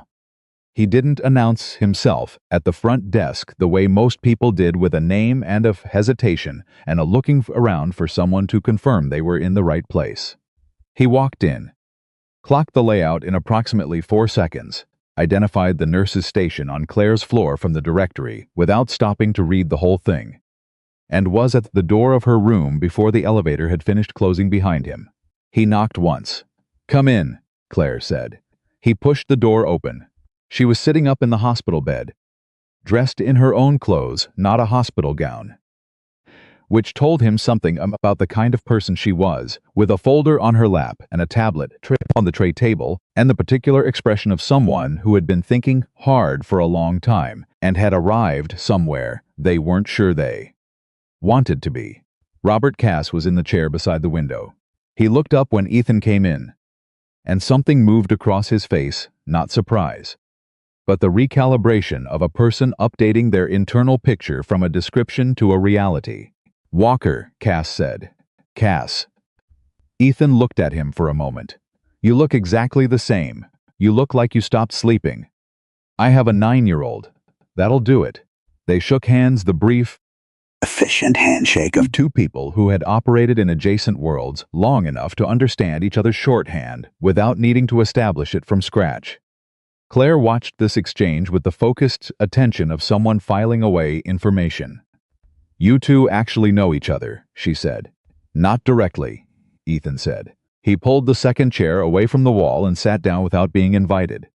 Which was not rudeness. It was the particular social calculus of a man who understood that the situation they were in had already moved past the stage where social rituals added anything useful. "We had overlapping involvement in a federal inquiry about 6 years ago. Different sides of the table. He was a witness," Cass said to Claire, "and the most cooperative, uncooperative witness I've ever dealt with. Answered every question precisely and volunteered nothing that wasn't asked." "That sounds about right," Claire said, looking at Ethan. Ethan said nothing. "Okay," Claire said. She opened the folder. "Here's what we have." She walked them through it. The vehicle data, which the external forensics contractor had already begun pulling, and which showed, in the preliminary read, an anomaly in the steering control module that was consistent with an unauthorized remote input at 8:31 a.m. on the morning of the accident. The HR file modification, made at 9:47 a.m. Tuesday, under Victoria Hale's credentials, but from an IP address that did not match Victoria Hale's workstation or any device registered to her. The pattern of internal decisions over the past 4 years, the contracts, the personnel changes, the security protocol update that had expanded access to executive vehicle management systems. And then the name. She said it once, clearly, and watched both men process it. Marcus Greer, Executive Vice President of Strategic Operations. 4 years at Harrington Global. Previously on the board of Crestfield Defense Technologies, the manufacturer whose contract had been reviewed and ultimately terminated after a certain Navy SEAL reported an equipment failure that certain people had very much preferred to stay unreported. The silence in the room after she said his name had a specific quality to it. Ethan was looking at the folder. Not at Claire. Not at Cass. At the folder. And his face was doing something that was not quite what Claire had expected. Not anger. Not vindication. Not the satisfaction of a puzzle piece finally clicking into place. What his face was doing was considerably quieter than any of those things. "Greer," he said. "You know him?" Cass asked. "I know of him. I never met him directly." A pause. He was 3 levels above the people I was dealing with when the Crestfield situation happened. I didn't know his name at the time. I found it out later. How much later? Claire asked. About a year after I patient. He looked up at her now. I did some research when I realized the pressure I'd gotten wasn't just from inside the military. Someone external had been pushing for the inquiry to be closed. I tracked it back as far as I could from the outside. Greer's name came up as a board member. Nothing more. He paused. I didn't have anything actionable. And I had a 3-year-old and a sick wife, and I made a decision to let it go. The room was quiet for a moment. And then you applied to the company he's been building an infrastructure inside, Cass said. I didn't know he was here. He knew you applied, Claire said. That's the only way the file modification makes sense. Someone looked at the application pool, saw your name, recognized it, and made a decision. Ethan looked at her. The question is whether Greer made that decision himself or whether someone told him to. Claire frowned. What do you mean? If Greer modified the file or had it modified because he recognized my name from Crestfield, that's personal. That's one man protecting himself from someone he perceives as a threat. He paused. But if someone told him to look out for my name, if there's a network that's been tracking people who were involved in the Crestfield inquiry, then this is something different. Bigger. Cass leaned forward. You think you've been flagged? I think it's worth asking. Claire set the folder down. Her mind was moving fast. She could feel it, the way she always felt it when a problem revealed itself to be larger than its initial dimensions. That particular combination of heightened alertness and the faint nausea of understanding that ground extended further than you'd checked. Marcus Greer has been managing our security protocol for 4 years, she said slowly. Our vehicle management systems, our building access, our communications infrastructure for the executive team. She paused. If he has unauthorized access to those systems, he has access to everything you do, Ethan finished. Where you go, who you meet with, what you say on internal channels. Claire looked at her phone on the tray table. Don't, Ethan said quietly. She looked up. Whatever you're about to check, he said, don't do it on that device. If the comms infrastructure has been compromised, anything you do on a company-connected device is visible. She pulled her hand back from the phone. My personal is on the same network, she said. I know. She looked at him. You've been thinking about this since I called you this morning. Since last night, he said. I was thinking about the steering system. And then I started thinking about what kind of access you'd need to compromise a drive-by-wire system in a moving vehicle. And what other systems a person with that level of access could reach. He paused. I made some notes. On paper. Cass almost smiled. On paper. Old habit. Cass reached into his jacket and produced a phone, a basic prepaid, still in its packaging, and set it on the tray table. For you, he said to Claire. Activated this morning. Not connected to anything related to Harrington Global. Use this for anything sensitive going forward. Claire picked it up, looked at it, set it down. I feel like I'm in a movie, she said. You're in a situation, Cass said, that a lot of people in a lot of movies are based on, which means it happens in real life. And it's considerably less entertaining from the inside. What do we do? Claire asked. She directed the question at both of them, but her eyes went to Ethan. He didn't answer immediately. He was quiet for a moment, not the silence of someone who didn't know, but the silence of someone assembling the pieces in the right order before speaking, because the order mattered.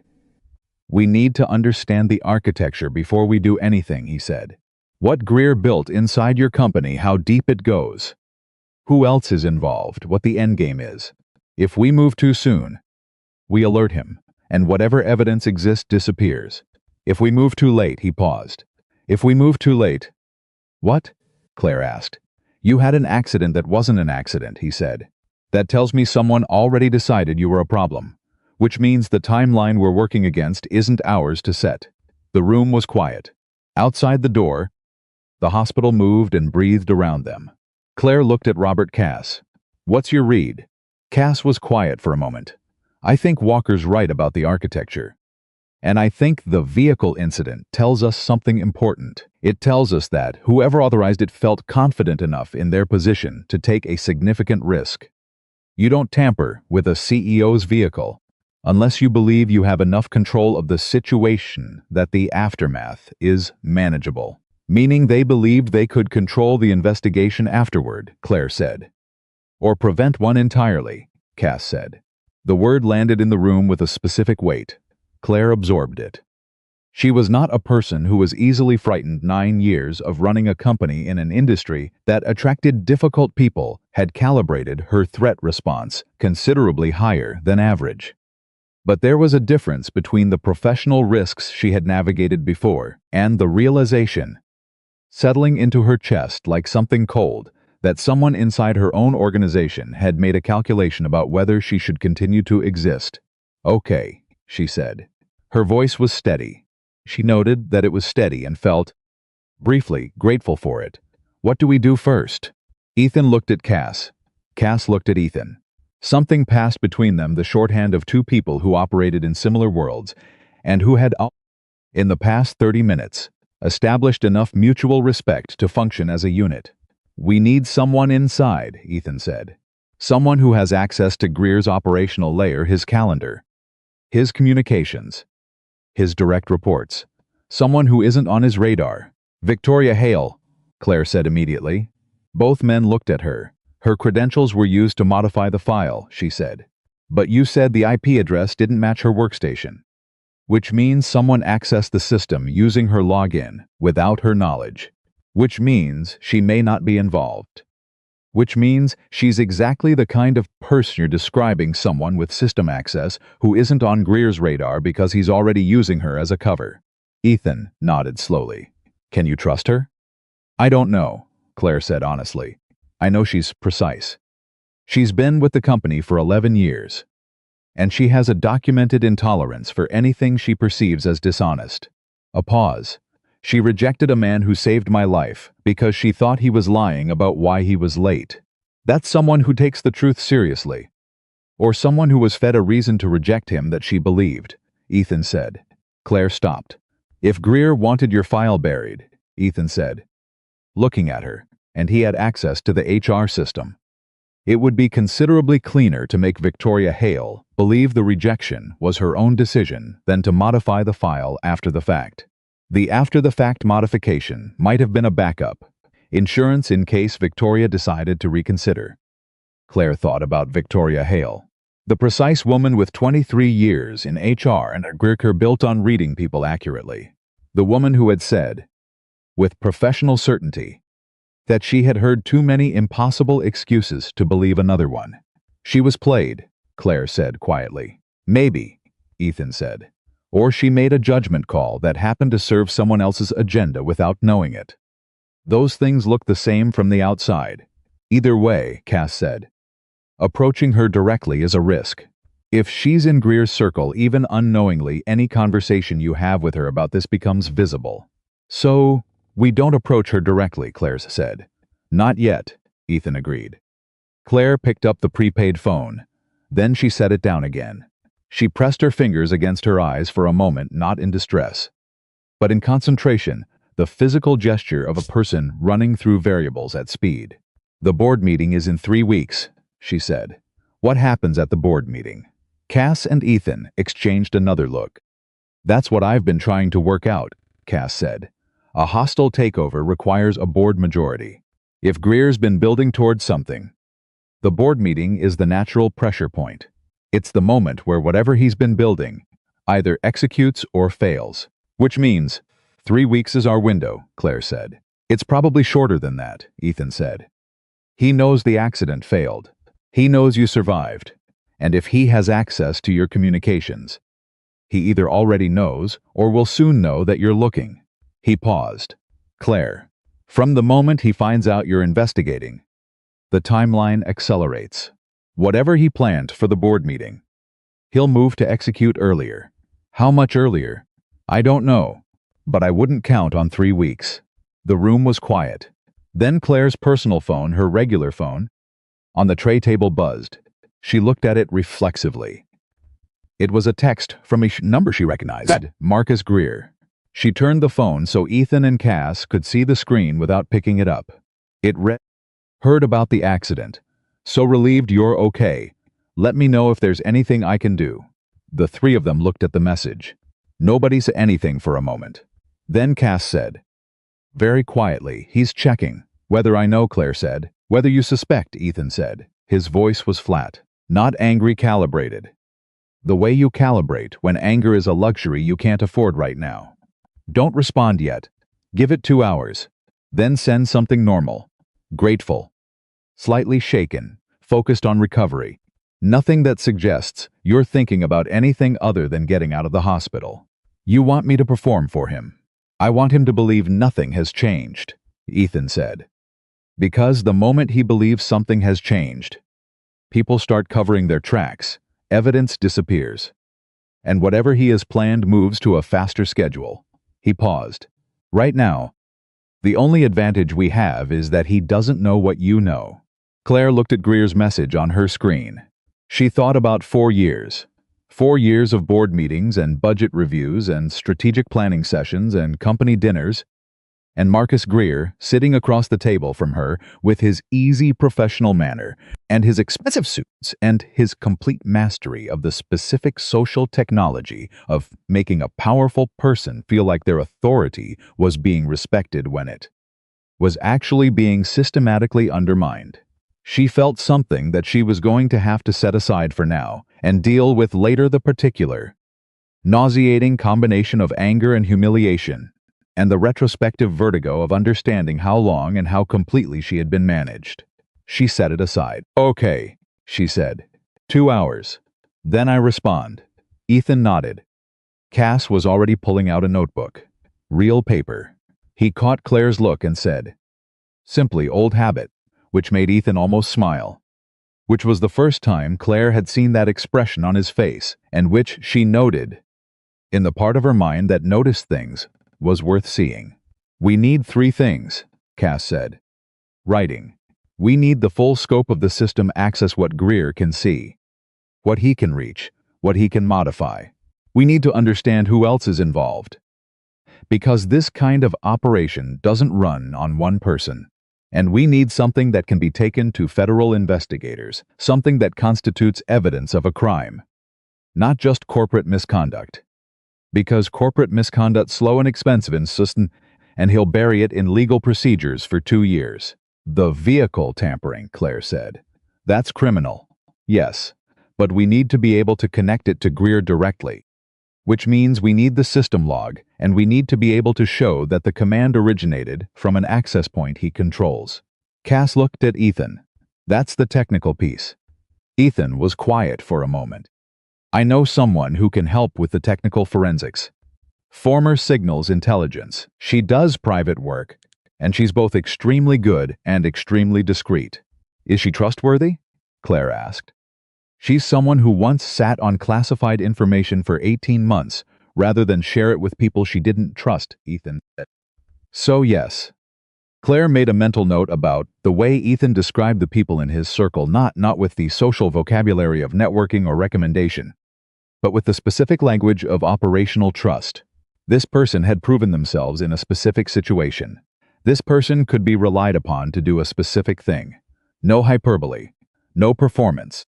She was beginning to understand why he'd gotten 4 lines instead of 40. "Make the call," she said.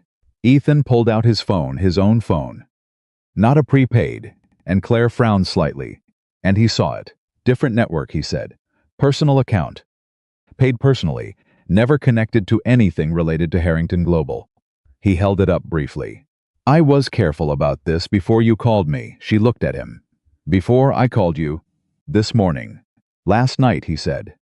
"After I started thinking about the steering system. I didn't know you were going to call. But I was already thinking about what a situation like this would require." The room was quiet. "You anticipated this," Cass said. "I thought about contingencies," Ethan said. "I do that." "Constantly?" Claire asked. "When something doesn't feel right," he said. "And the accident didn't feel right from the moment I saw it." He stepped out into the hallway to make his call. Through the glass panel in the door, Claire could see him standing with his back slightly turned, phone to his ear. That particular quality of stillness he seemed to carry everywhere. Not tension, not rigidity. Something more like the stillness of a structure that has been designed to absorb force without transmitting it. The stillness of something built to last. Cass was watching her watch him. He's the real thing, Cass said quietly. I know, Claire said, in my experience. People who do what he does, the ones who actually hold up under the weight of it, they're rare. And they're difficult, because they don't compromise, and they don't perform, and they don't make the social accommodations that organizations run on. He paused, which is exactly why someone like Greer would want him kept out. Claire thought about the modified file, the IP address that wasn't Victoria Hale's, the careful, invisible hand of someone reaching into the system and quietly closing a door. He was the right person for the job, she said. Not a question. He was probably the most qualified candidate you had, Cass said. For exactly the kind of situation you're now in. The door opened and Ethan came back in. She can be here tomorrow morning, he said. She'll need physical access to the vehicle and to a terminal with direct hardware access to your building's security network. Not remote physical. I can get her into the vehicle, Claire said. The building access is harder. She'd need to be inside without being flagged. Can you bring someone in as a vendor without it going through standard channels? Claire thought. Dana, she said. My assistant. She has the authority to authorize temporary vendor access under my standing delegation, and she's not connected to anything Greer manages. You trust her completely? I've worked with Dana for 6 years.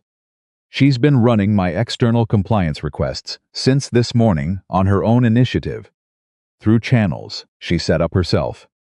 Because she understood immediately why the internal systems weren't safe. Claire paused. She's 28, and she figured out in about 30 seconds what a lot of people with 20 more years of experience would have missed. Ethan nodded once. Okay.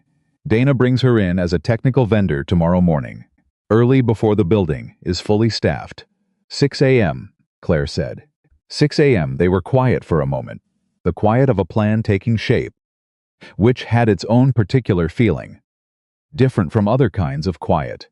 Then Claire's phone buzzed again. Same number, Marcus Greer. This time it was a call. She looked at it, let it ring once, twice. Take it, Ethan said quietly. Nothing has changed. You're in the hospital.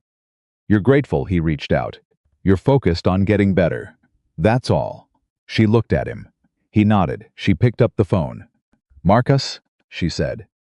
And her voice shifted, not entirely different, but softer at the edges. The voice of someone who had been in an accident and was still finding her footing. She was surprised how naturally it came. I was just thinking about calling you, Claire. Greer's voice was warm. Concerned. Professionally warm and professionally concerned, in a way that, now that she was listening for it, had a specific artificial quality, like something very good had been assembled to sound like something real. I am so relieved.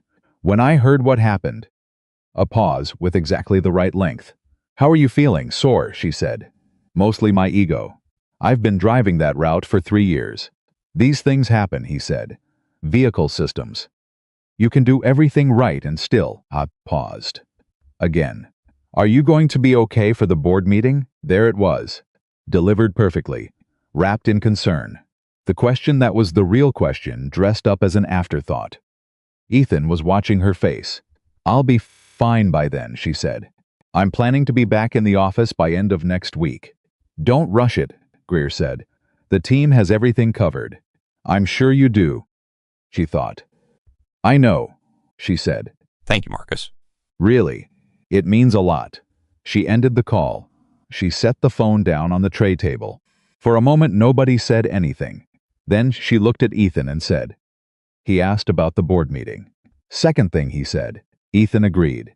After, how are you feeling? Yeah. She was quiet. She picked up the prepaid phone, set it down again. She looked at the folder on her lap, the folder, with the service record. The 4 lines.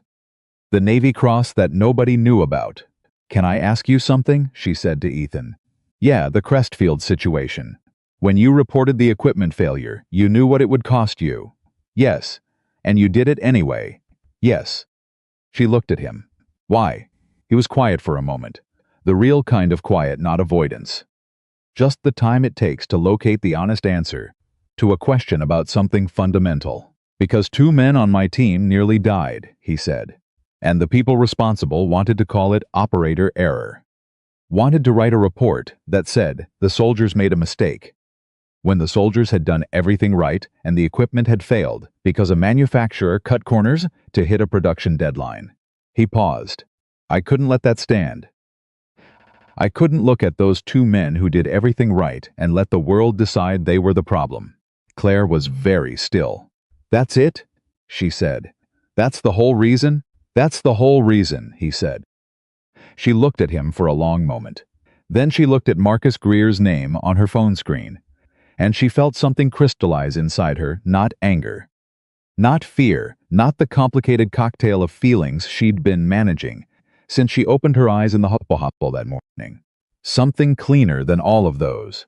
Something that felt actually very much like purpose. Okay, she said. She looked at Cass, then at Ethan. Let's go get them, she said.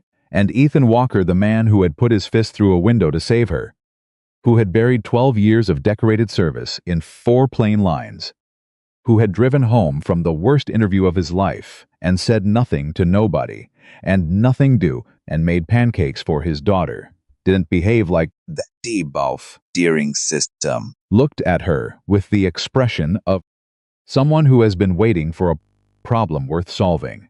Dana sets up the vendor access tonight, he said. My contact is in the building at 6 a.m. tomorrow. You respond to Greer in about 90 minutes, warm, grateful, unconcerned. And tomorrow morning we start finding out exactly what he built inside your company. He stood up. Cass stood up. Claire looked at both of them. One more thing, she said. If this goes where I think it goes, if there's enough evidence to bring to federal investigators, I want Walker to have full operational authority. Not advisory. Not consultant. She looked at Ethan directly. I'm offering you the job you came to interview for, through a process that is actually fair. Right now, in this room, with the full information we both have. Not because I owe you, because you're the right person, and I know it, and pretending otherwise would be the most expensive mistake I could make. The room was very quiet. Ethan looked at her for a long moment. I want one condition, he said. Name it. If we find evidence that people inside your company hurt by what Greer built, employees who were pushed out, careers that were damaged, people who were used as cover, I want a process that addresses that. Not a settlement with NDAs. An actual process. Claire held his gaze. Done, she said. He nodded once. Then yes, he said, I'll take the job. And somewhere across Seattle, in a corner office on the 14th floor of Harrington Global Systems, Marcus Greer was reading a text from one of his people, a text that said Claire Montgomery had been making external calls from the hospital, routed through a compliance channel that bypassed internal monitoring, and the warm professional concern on his face was replaced, very briefly, by something considerably colder. He picked up his own phone, and he started making calls. Dana Chen had not slept. She had gone home at 11 p.m. the night before, sat down on her couch with her laptop and a cup of tea that went cold untouched, and spent the next 6 hours building a profile of every vendor access request that had passed through Harrington Global's security system in the past 4 years. Not because anyone had asked her to. Because she had been Claire Montgomery's assistant for 6 years, and she understood, in the specific way, that people who are genuinely good at their jobs understand things. That the situation they were in was the kind that got decided in the margins, in the details that seemed small until they weren't, in the threads that looked like nothing until you pulled them, and everything moved. She arrived at the hospital at 5:15 a.m. with 2 coffees and a thumb drive. Ethan was already in the hallway outside Claire's room. Dana stopped when she saw him. She had been briefed. Claire had called her on the prepaid phone the previous evening, But being briefed on a former Navy SEAL crisis consultant and encountering one outside your boss's hospital at 5 in the morning were two different experiences. "You're Walker," she said. "You're Dana," he said. "What's on the drive?" She handed him the coffee first, then the drive. "Every vendor access request from the past 4 years," she said. Cross-referenced with Marcus Greer's calendar. "I found 11 instances where a vendor was granted physical building access within 24 hours of a scheduled executive security review. Which means someone was using vendor access to get eyes inside the building during the exact windows when internal security protocols were being evaluated." Ethan looked at the drive, then at her. "How long did this take you?" he asked. 6 hours, she said, "give or take." "Did you sleep?" "No." "Did you eat anything?" She considered this. "I had half a granola bar at about 2 a.m. He looked at her for another moment with the expression of someone recalibrating their assessment of a person upward. And then he said, "Good work," in a tone that was completely without performance. Just a direct, factual acknowledgement. Dana, who had spent 6 years in an industry where being told you'd done good work usually involved at least 3 qualifiers and a pivot to what you could do better, found it unexpectedly affecting. "Thank you," she said. He pocketed the drive. "Claire's awake. My contact arrives in 40 minutes. I need you to set up the vendor authorization before she gets here." "It's already done," Dana said. "I set it up at 3 a.m. under Claire's standing delegation. External technical audit. Hardware diagnostic. Valid for 48 hours. The name on the authorization is real. She's a registered technical consultant in the state system." Ethan paused, looked at her again. "You set up the authorization before you were told to." "I inferred," Dana said. Something that might have been the beginning of a smile moved across his face and then disappeared. "Yeah," he said. "Come inside." Claire was sitting up with the prepaid phone in her hand when they came in. She looked at Ethan, and then at Dana, and then at the coffees. And Dana handed her one without being asked.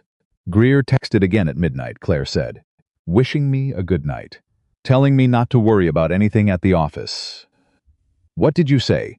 Ethan asked. Smiley face emoji. He considered this. "Good.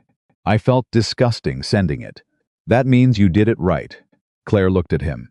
"You have a very particular relationship with deception." "I have a practical relationship with it," he said. "There's a difference between lying to protect yourself and giving someone the reaction they expect so they don't realize you're watching them. One is moral compromise, the other is operational intelligence." "Where exactly is the line?" she asked. "The line," he said, "is whether the other person getting the false signal is the reason you're doing it or just the mechanism. We're not deceived to Greer for our benefit. We're deceiving him so he doesn't destroy evidence and disappear before we can stop him." Dana looked between them. "Is this what you two are going to be like?" "Because I need to calibrate." Claire almost laughed. It was the first time she'd come close to laughing since the accident. And it surprised her the specific involuntary physical sensation of something lightening. Even briefly, even in the middle of everything. "Yes," Claire said. "Apparently this is what we're going to be like." At 6:03 a.m., a woman named Reyes arrived at the building's service entrance with a technical audit badge and a hard old case of equipment that she cleared through security in under 4 minutes. She was 44, lean with short gray-streaked hair, and the particular quality of paying attention that reminded Claire strongly of Ethan, the same absence of wasted motion, the same precise relationship with what was necessary and what wasn't. Ethan met her in the parking structure. "Walker," she said. "Reyes." He took the hard case from her. "Thank you for coming fast. You said urgent. I meant it." She looked at him. "How deep does it go?" "We don't know yet," he said. "That's what we need you to find out." "Physical access to the vehicle?" "Basement parking. It's still in the tow lot connected to the facility. Dana has the authorization." "And the building network?" "Direct hardware terminal. 3rd floor server room." "Dana has that too." Reyes looked at Dana, who was standing slightly behind Ethan with her phone and her coffee, and the expression of someone running 3 mental processes simultaneously. "You're the assistant," Reyes said. "I'm the person who has access to everything in this building without anyone thinking twice about it," Dana said. "So yes, whatever you need." Reyes looked at her for 1 second. Then she nodded, which from Reyes, Ethan knew, was the equivalent of a standing ovation. They moved. The next 2 hours operated at a pace that had nothing in common with the pace of a normal Tuesday morning. Reyes worked on the vehicle in the basement, while Dana fed her the system architecture documentation she'd pulled through the compliance channel. Ethan sat in Claire's room and went through the vendor access data on the thumb drive. Building a timeline on real paper, a legal pad he'd brought from home, while Claire read the same data on a tablet that Reyes had brought. Wiped clean, running on a private network tethered to a signal that had no connection to anything inside the building. At 7:44 a.m., Reyes called Ethan. "The vehicle," she said. "I've got the command log." And someone sent a steering override command to the vehicle's control module at 8:31 a.m. on the morning of the accident. The command originated from an IP address inside the Harrington Global Executive Network. "I have the terminal ID." Ethan's hand tightened slightly on the phone. "Whose terminal?" "I'm running it now." A pause. Keys on a keyboard. "The terminal is registered to the executive suite on the 14th floor, but the terminal ID doesn't match Greer's workstation." "Whose does it match?" A longer pause. "It's registered to Claire Montgomery," Reyes said. The command was sent from the CEO's own terminal. The room went very still. Ethan looked at Claire. She was already looking at him. She'd watched his face change and she'd read it. Accurately. Immediately. "Say that again," he said to Reyes. The override command was sent from a terminal registered to Claire Montgomery. Her executive workstation. 14th floor, northeast corner office. Was she in the building at 8:31? Checking building access logs. A pause. No. Her access card shows entry at 9:15. She wasn't in the building when the command was sent. So someone used her terminal, or spoofed her terminal ID, Reyes said, which is significantly more sophisticated. Spoofing a terminal ID inside a corporate network requires either physical access to her machine or administrative-level access to the network architecture. Greer manages the security protocols, Ethan said. Then he has administrative access. Ethan looked at the legal pad, at the timeline he'd been building. "Reyes," he said. "The command was sent from Claire's terminal ID. If this goes to investigators and they pull the raw log without context, what does it look like?" A pause. The kind of pause that was also an answer. "It looks like the CEO tampered with her own vehicle," Reyes said quietly. The room was completely silent. "He was going to frame her," Ethan said. He wasn't asking. If the accident had been fatal, Reyes said, and investigators pulled the vehicle log, they'd have found a command originating from the CEO's terminal. No CEO, terminal as evidence. Investigation goes in a completely wrong direction. Whoever is running the board takeover has a clean path and a built-in explanation for why the CEO is gone. Ethan set the phone on the tray table on speaker. Claire had been listening. Her face was doing something very controlled, the expression of a person who has received information that would, in a different circumstance, produce a significant emotional reaction, and who has made an active decision to process it as data instead. "He was going to kill me," she said, "and then use my own systems to make it look like something else." "Yes," Ethan said. She was quiet for 3 seconds. Exactly 3. "Okay," she said. Her voice was level. "What else does he have access to?" Ethan looked at the legal pad. "That's what we need to establish next." "I can map the full administrative access profile," Reyes said through the speaker. "Give me the server room access in 2 hours." "Dana," Ethan said. Dana was already on her phone. "I'll meet you at the elevator," she said to Reyes. Reyes hung up. Dana left. Ethan and Claire were alone in the room. For a moment, neither of them said anything. Then Claire said, "He's been running this for 4 years. At minimum," Ethan said. 4 years of board meetings. 4 years of strategy sessions.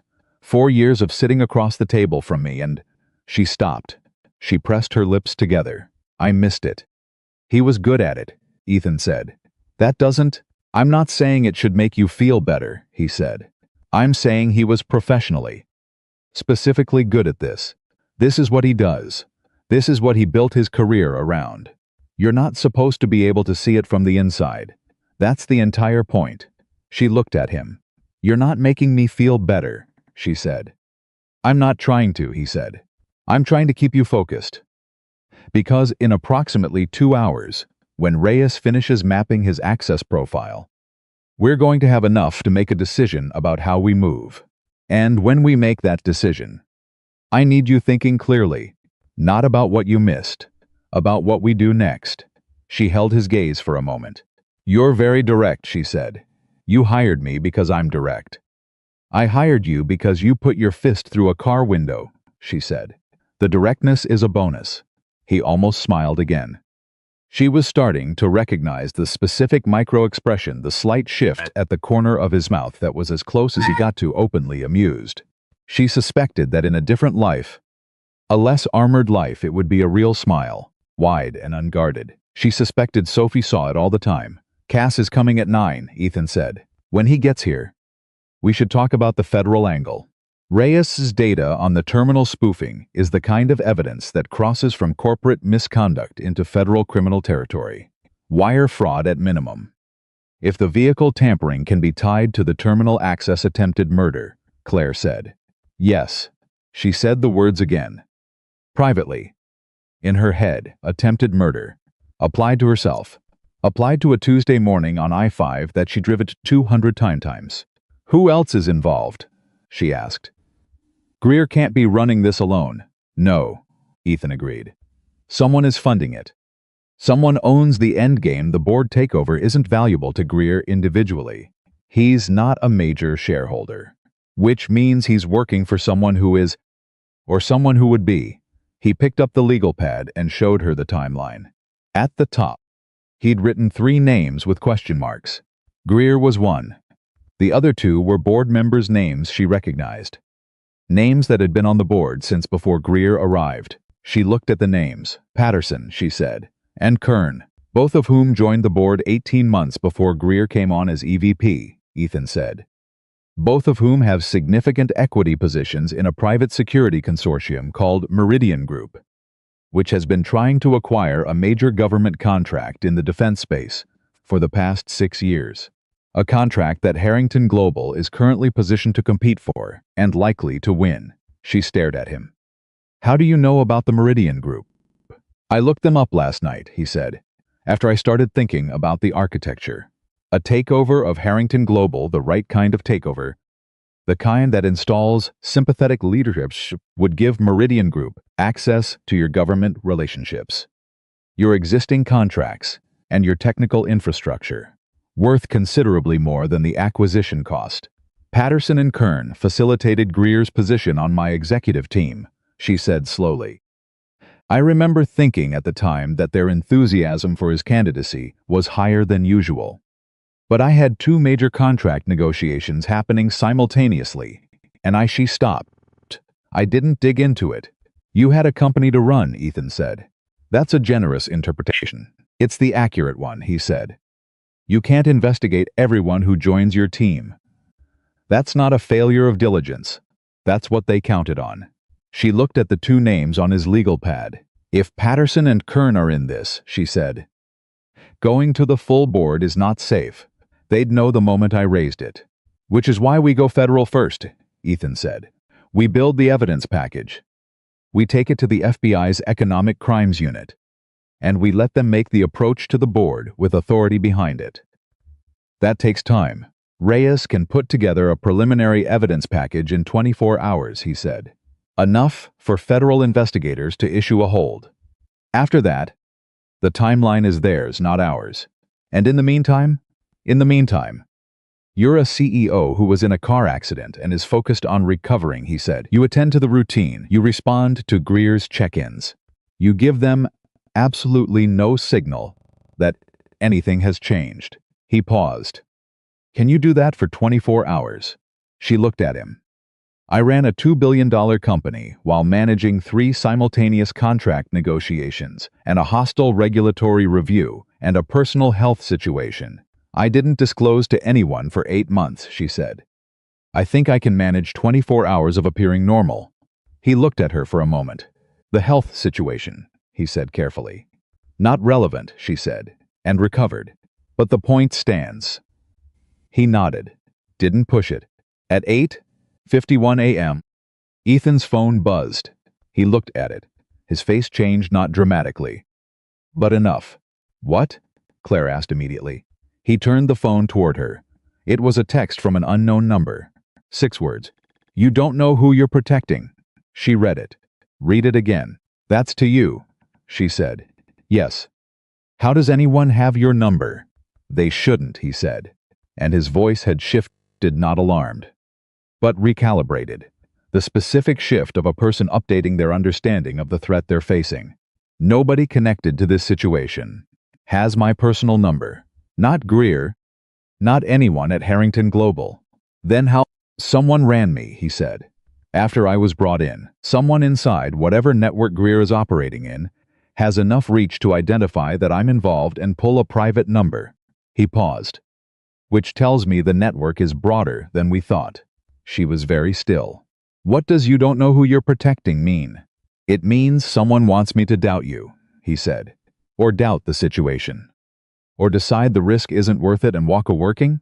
He looked at her directly. No. She held his gaze. Ethan. He waited. Whatever they think they have on me, whatever that message is pointing at, I want you to know that there is nothing in my history that changes what's happening here. Greer tried to kill me to take my company. That's the situation. Everything else is noise. I know, he said. You don't know, she said. You're taking my word for it. Yes, he said. I am. She was quiet for a moment. That's either very trusting or very strategic. It's neither, he said. It's a judgment call based on available evidence, and the available evidence says you called an external forensics specialist and a private investigator from a prepaid phone at noon yesterday when you had a concussion and 7 stitches. That's not the behavior of someone with something to hide. That's the behavior of someone who wants to find the truth. She let out a slow breath. Okay, she said. He texted Cass the unknown number. 30 seconds later, Cass replied. On it at 9:04 a.m., Cass arrived. He read the text. He sat down. He did not say anything theatrical about it, just pulled out his notebook and wrote the number at the top of a new page and started working through what it implied with the methodical steadiness of a man who had been in rooms where new and bad information arrived and had learned, over decades, that the information itself was never as important as what you did with it. At 9:47 a.m., Reyes called from the server room. I have the full access profile, she said. You're going to want to hear this. Tell me, Ethan said. Greer has administrative access to 17 separate system layers inside Harrington Global, she said. Building security, vehicle management, internal communications, financial authorization protocols, HR database, and 6 others that I'm still categorizing. The access was granted incrementally over 4 years, never a large request. Always small additions framed as operational necessities. Nobody would have noticed from inside because each individual grant was reasonable. It's only when you map all 17 together that you see the full picture. What does the full picture look like? Claire asked. It looks like someone who can see and touch almost every significance in this company, Reyes said. And it looks like someone who has been very careful not to use all of it at once, because using it all at once would have been visible. A pause. But there's something else. Tell me, Ethan said again. 6 weeks ago, someone ran a full system diagnostic across all 17 access layers simultaneously. Late at night. Outside business hours. The diagnostic touched every major system. Ran access verification. Confirmed operability. A pause.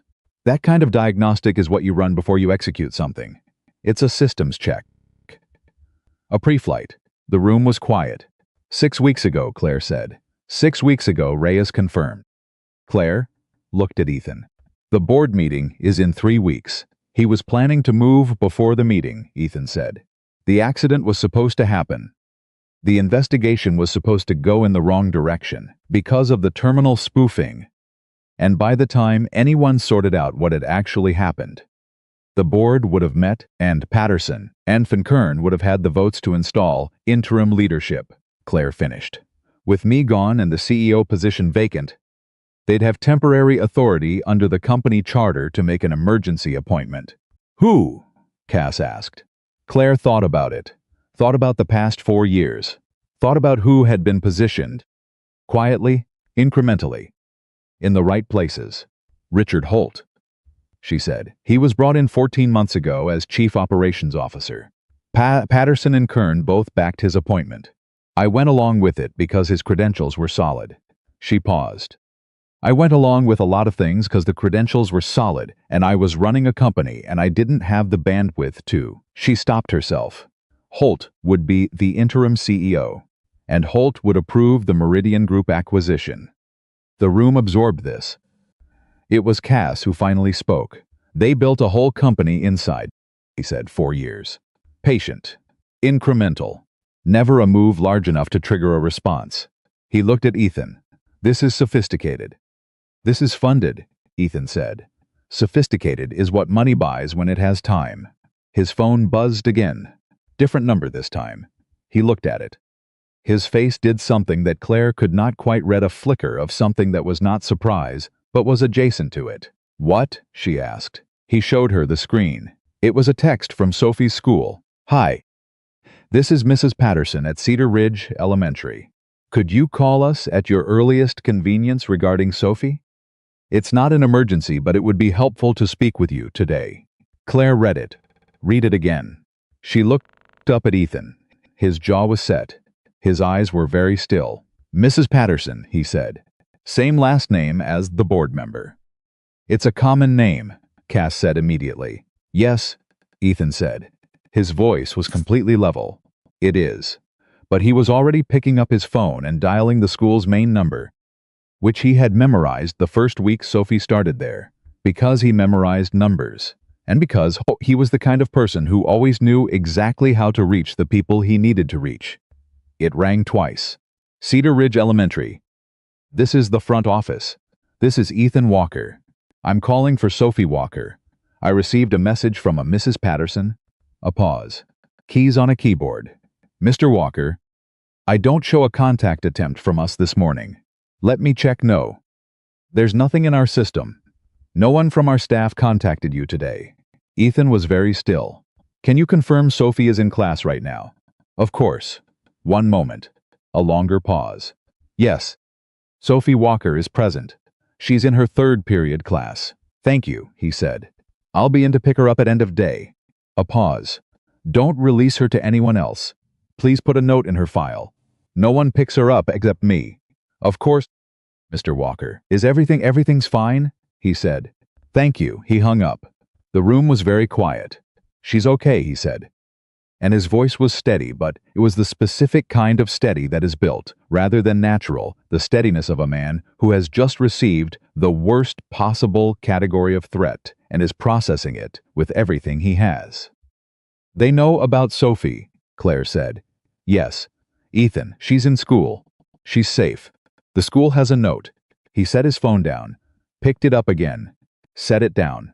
They sent a fake message from her school to tell me they know where she is. They want me to know they can reach her. It's a pressure play, Cass said. They want you to walk away. I know what it is, Ethan said. His voice was flat. He was quiet for a moment. Claire watched him. She watched the thing that was happening inside him, the collision between the part of him that was a trained operator who understood threat dynamics and the part of him that was a father. And the father was not losing, but the father was making the operator's job considerably harder. I need to make a call, he said. He stepped into the hallway. Through the glass panel. Claire watched him. He made one call. Short. 30 seconds. Then another, slightly longer. He came back in. I have someone picking Sophie up at lunch, he said. Former teammate. She'll take Sophie to his house until this is resolved. Sophie will think it's a fun surprise visit. He paused. She'll be annoyed about missing school and pleased about the disruption. She'll be fine. He said the last 3 words with the specific, deliberate quality of a person saying them to make themselves believe them. Are you okay? Claire asked. He looked at her. No, he said. But I will be. And right now it doesn't matter. She held his gaze. It matters, she said quietly. Not more than stopping them, he said. Which is what keeps Sophie safe long term. Not pulling back. Not walking away. He picked up the legal pad. They just told us something useful. What? Cass asked. They're watching me closely enough to know I got involved. Find my personal number, identify my daughter's school, and send a warning all in less than 24 hours. He paused. That means they're scared. That means Greer knows Claire is looking. And he knows who she called. And he's scared enough to threaten a 9-year-old to make me stop. He set the legal pad down. People who are scared make mistakes. And I want to be here when he makes his. Cass looked at him for a long moment. Then he picked up his notebook. Then let's move faster, Cass said. And he started writing. Reyes finished the evidence package at 11:47 p.m. She had been working for 17 continuous hours. And she set the completed drive on the table in Claire's hospital room with the quiet satisfaction of someone who had done something extremely difficult and knew it, and didn't need anyone to confirm it. Her hands were steady, her eyes were tired. She drank the last of a coffee that had gone cold 2 hours ago without appearing to notice. Everything is in here, she said. The command log from the vehicle, the terminal spoofing trace, the full administrative access profile across all 17 system layers, the vendor access cross-reference that Dana built, the pre-flight diagnostic from 6 weeks ago, the HR file, modification with the IP discrepancy. She paused. And one thing I found at 11 o'clock that I haven't told anyone yet, because I wanted to verify it 3 times before I said it out loud. Everyone in the room went still. Ethan looked at her. Tell me. The Meridian Group account that Patterson and Kern both hold equity positions in, Reyes said. I traced the financial authorization protocols that Greer had access to inside Harrington Global. Specifically, I looked at the vendor payment processing layer. She paused. Over the past 4 years, 17 payments totaling approximately $4.3 million were routed from Harrington Global operational accounts to a shell company called ArcBridge Consulting. ArcBridge Consulting has one registered agent. That agent is a holding entity controlled by the Meridian Group. The room absorbed this. He was billing Claire's own company, Cass said slowly, for the operation that was designed to take it from her. $4.3 million, Claire said. Her voice was completely flat. Over 4 years, Reyes said. Small amounts. Never more than $300,000 in a single transaction. Always categorized under broad operational expense codes that wouldn't trigger automatic review. She looked at Ethan. This is wire fraud. Federal. Clear, documented, and tied directly to the Meridian Group account. It's also evidence of coordination, Ethan said. This isn't Greer operating alone. The payments going to Meridian Group means Patterson and Kern were receiving funds originating from Harrington Global. That makes them participants. Not just beneficiaries. Cass was already on his phone.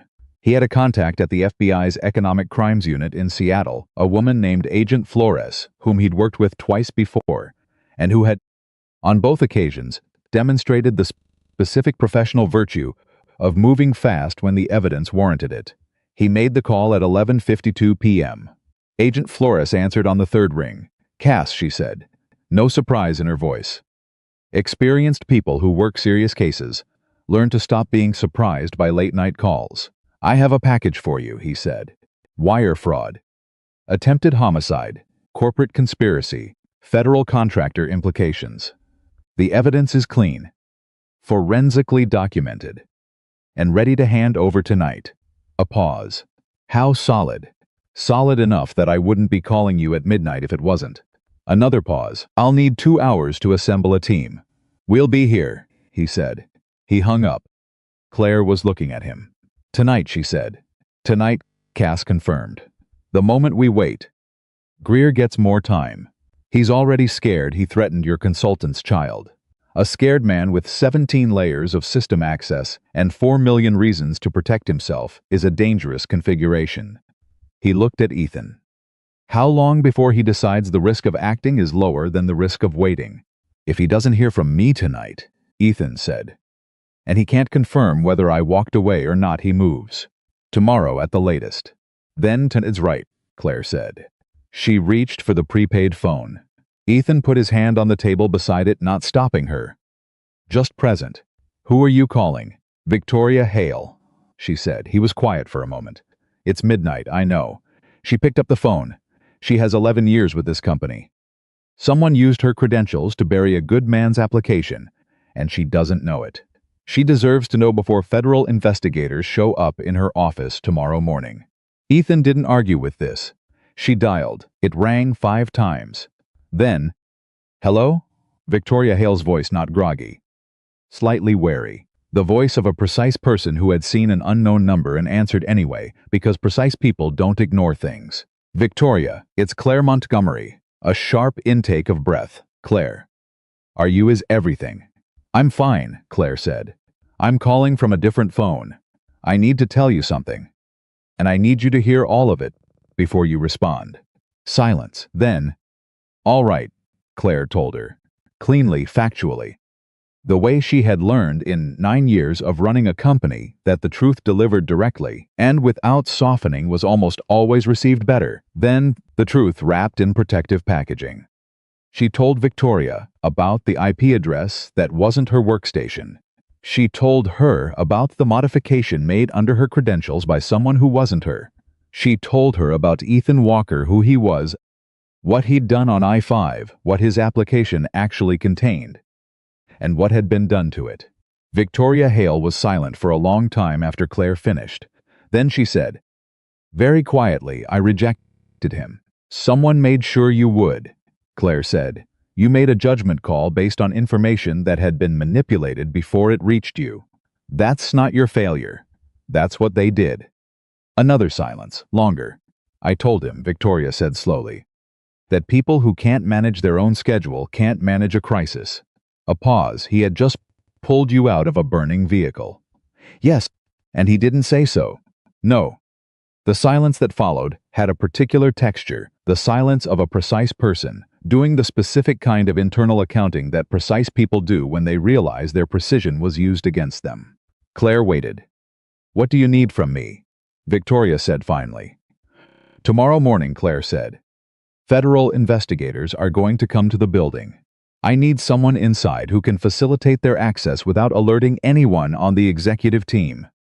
I need someone who knows the systems and the people, and who has 11 years of credibility in that building. A pause. You need me to let the FBI in. Yes. And to say nothing to anyone beforehand. Yes. The longest part yet. Claire, Victoria said. When this is over, and I want you to hear this now, before it is over, I would like to personally contact Ethan Walker and explain to him what happened. Not as a legal formality. As a person who made a call that wasn't fair and wants him to know I understand that. Claire looked at Ethan across the room. He had heard the room was small enough. And Victoria's voice was clear enough. His expression didn't change. But something in his eyes did. I think he'd appreciate that, Claire said. I'll be in the building at 6 a.m., Victoria said. I'll have my access credentials ready and the building systems documentation on hand. A pause, and Claire. Yes, I'm glad you survived. So am I, Claire said. Good night. Victoria. She hung up. The room was quiet for a moment. Then Dana, who had been awake for nearly 24 hours and was running on caffeine and the particular adrenaline of someone who had discovered, in the past 24 hours, that they were considerably more capable than any previous sheets were required, them to be looked up from her tablet and said, the board meeting documentation. Should I pull Greer's contribution to the agenda? Yes, Claire said. He submitted 3 agenda items, Dana said. Reading. Approval of a new strategic partnership framework. Amendment to the CEO succession protocol. And authorization of a $40 million infrastructure investment through an approved vendor. She paused. The vendor on the infrastructure investment. Arc Bridge Consulting, Ethan said. Dana looked at him. How did you? It's the same shell company, he said. He was going to use the board meeting to authorize a $40 million payment to his own handler. One meeting. CEO removed. Succession protocol amended to install Holt. 40 million authorized to Meridian Group. One meeting, Cass said. Everything executes in one meeting. That's why the timeline was what it was, Ethan said. The accident was supposed to happen early enough that the investigation would still be running and unfocused when the board met. Enough chaos to justify the emergency succession. Enough confusion to get the votes. Claire looked at the agenda items on Dana's tablet. He was 3 weeks away, she said. He's been 3 weeks away for 4 years, Ethan said. He just needed the right moment. She looked at him, and the right moment was me being dead. Yes. She sat with that for a moment. Let herself feel it, not the performed calm of earlier. Not the operational focus that had been carrying her through the past 24 hours, but the actual, physical, human weight of it. She had been 3 weeks away from being killed to make a board meeting go smoothly. She had been a scheduling problem, an obstacle to be removed before a vote. She felt Ethan watching her. Say it, she said without looking up. I wasn't going to say anything, he said. You were going to say that now is when it hits you and that's normal. Something like that. Is it normal? She asked. She looked up at him. Does it get? Is there a point where this kind of thing becomes something you process and move past? Or does it just sit there? He was quiet for a moment. The real kind of quiet. It sits there for a while, he said. And then it becomes part of the thing that makes you take certain situations more seriously than other people think is warranted. And eventually that's useful. He paused. It doesn't disappear. But it stops being the loudest thing in the room. She held his gaze. You're speaking from experience, she said. Several experiences, he said. She nodded. She took a breath. She set the tablet down and sat up straighter and said, Okay. 3 weeks from now, I want to be sitting in a board meeting running an agenda that I wrote. What do we need to make that happen? And the room moved again. Agent Flores arrived at 1:23 a.m. With 2 agents and a forensic tech and the specific brisk efficiency of a federal investigator who had been woken up, had processed her irritation in the car on the way over, and arrived ready to work. She was 51, compact, with close-cropped hair and eyes that moved across a room the way Reyes's did constantly. Economically. Landing on what was relevant and moving on. She shook Cass's hand. Then Ethan's, then Claire's. Montgomery, she said. I've heard your name. Not in this context. I'd prefer to keep it that way after tonight, Claire said. I understand. She looked at Reyes. You built the package, yes. Walk me through it. Reyes walked her through it. 40 minutes. Beginning to end, methodical and precise. Agent Flores asked 7 questions. All of them specific. All of them the questions of someone checking structural integrity, rather than gathering general information. When Reyes finished, Flores looked at the drive for a moment. Then she looked at Cass. This is solid. I know, he said. The terminal spoofing trace this will hold forensic scrutiny? 3 independent verifications, Reyes said. Methodology is documented. Chain of custody is clean. Flores looked at Ethan. Walker, you were the first person on the accident scene. Yes, you extracted the driver. Yes, and you identified the steering anomaly before the vehicle data was pulled. I identified that it didn't behave like a mechanical failure, he said. Drive-by wire systems have a specific failure signature. What I observed didn't match it. Flores studied him. What's your background? Navy SEAL, he said. 12 years. Rescue operations. She looked at him for another moment. Then, you're the one they modified the file on. Yes. And sent the text to about the daughter. Yes. Where is she now? Safe, he said. With a former teammate. Flores nodded. She turned back to the drive. We move in the morning, she said. I want warrants signed before 7 a.m. Building access at 8. We coordinate with Victoria Hale. She'll be there at 6, Claire said. Flores looked at her. A slight recalibration. You've already spoken to her. An hour ago. You've been busy for someone who was in a car accident yesterday. I had help, Claire said. She looked at Ethan when she said it. Flores followed her gaze. Walker, she said. You're going to need to be available for a formal statement tomorrow afternoon. I know, he said. And you understand that once we execute warrants, this becomes federal jurisdiction, and the timeline is ours. I understand, he said. I have one request. Flores waited. The employees who were affected, he said. The two people who left the company in the past year under circumstances that weren't what they were described as. I want their situations reviewed. Not as an afterthought, as part of the investigation. Flores looked at him. I don't make promises about investigation scope, she said. I'm not asking for a promise, he said. I'm asking you to know it matters. Because when this is done and the people at the top are facing consequences, the people in the middle who got ground up in it are still going to be sitting with what happened to them. And that should be on the record. Flores was quiet for a moment. Noted, she said. And she said it in a tone that was not a dismissal. We move at 8. She left with her team at 2:11 a.m.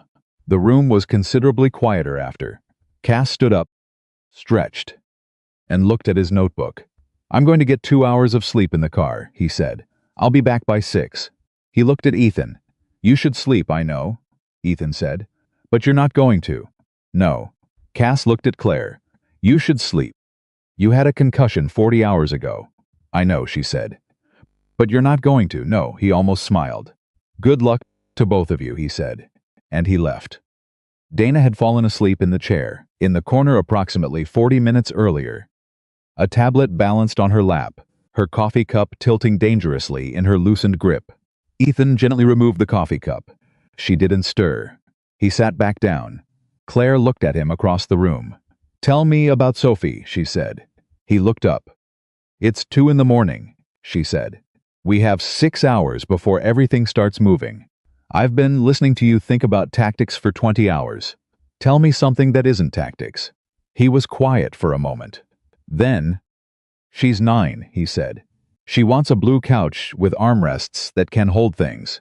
She thinks our current couch is aesthetically catastrophic, which is a phrase she got from YouTube. A pause.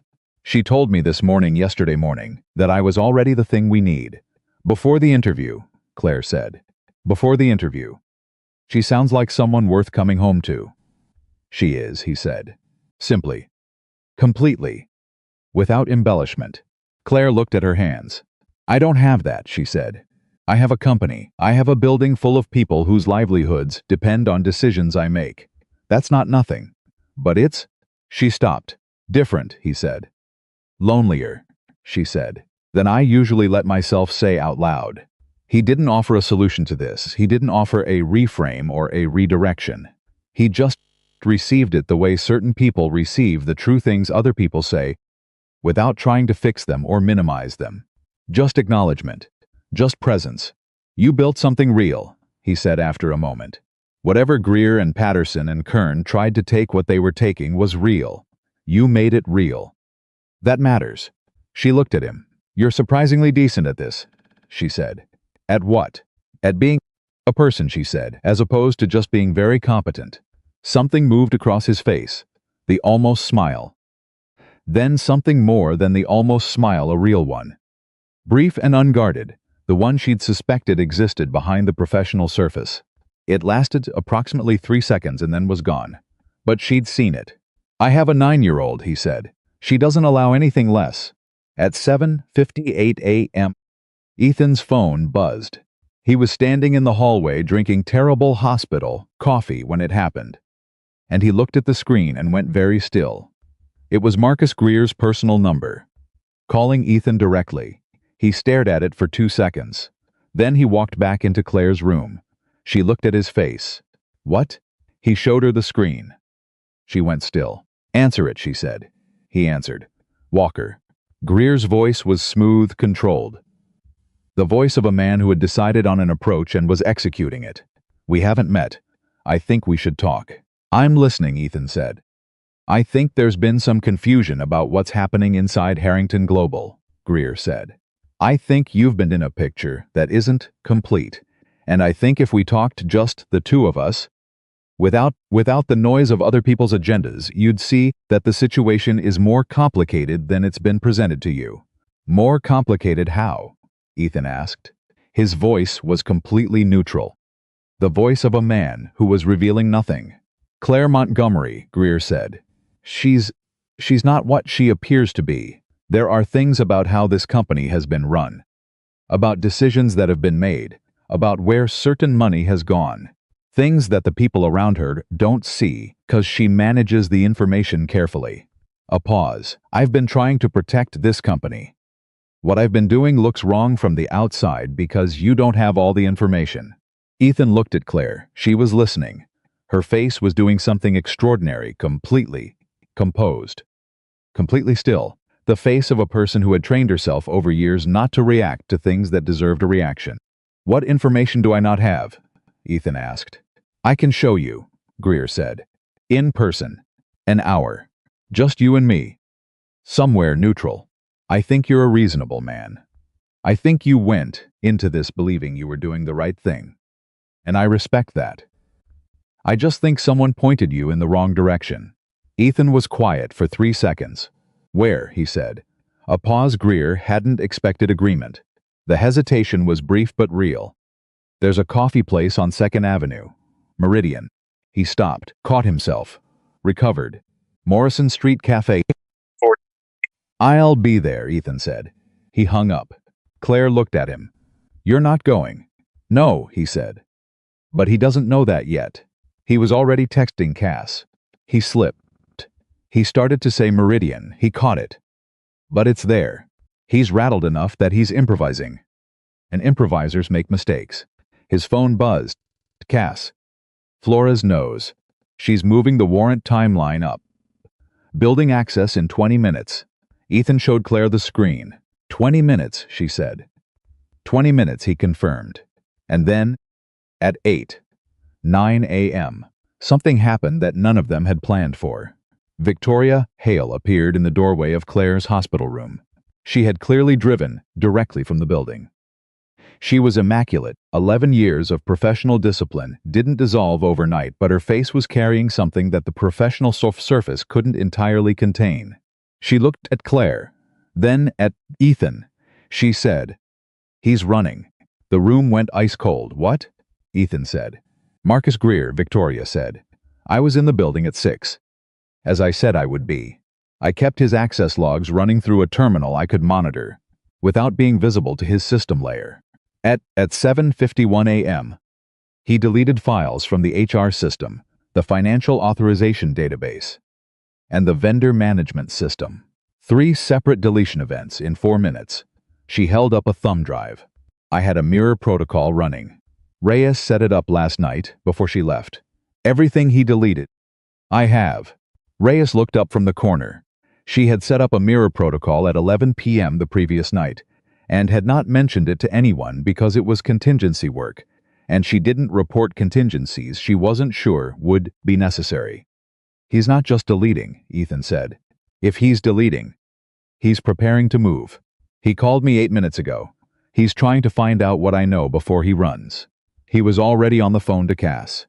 He's moving, he said the moment Cass answered. Deletion event started at 7:51. He called me 12 minutes ago, trying to pull me into a meeting. He's buying time. Flores is 3 minutes from the building, Cass said. I'll call her now. Victoria has a mirror of everything he deleted. Tell her to stay put and don't let anyone in or out of the server room until Flores arrives. Ethan relayed this to Victoria, who nodded once and pulled out her own phone and walked into the hallway with the straight-backed efficiency of a woman who had made a decision and was executing it. The next 11 minutes were the longest of the morning. Ethan stood, sat down, stood again. Claire watched him the first time she'd seen him unable to be still. The first crack in the structural steadiness that had been the defining physical fact of his presence for the past 24 hours.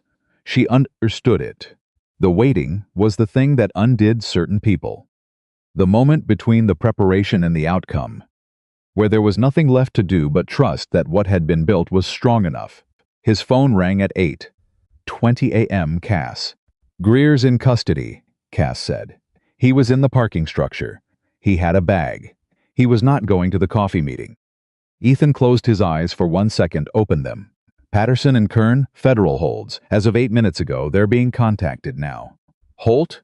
Cooperative, Cass said, with something in his voice that suggested Holt's cooperation had been rapid and comprehensive once the scope of federal involvement became clear.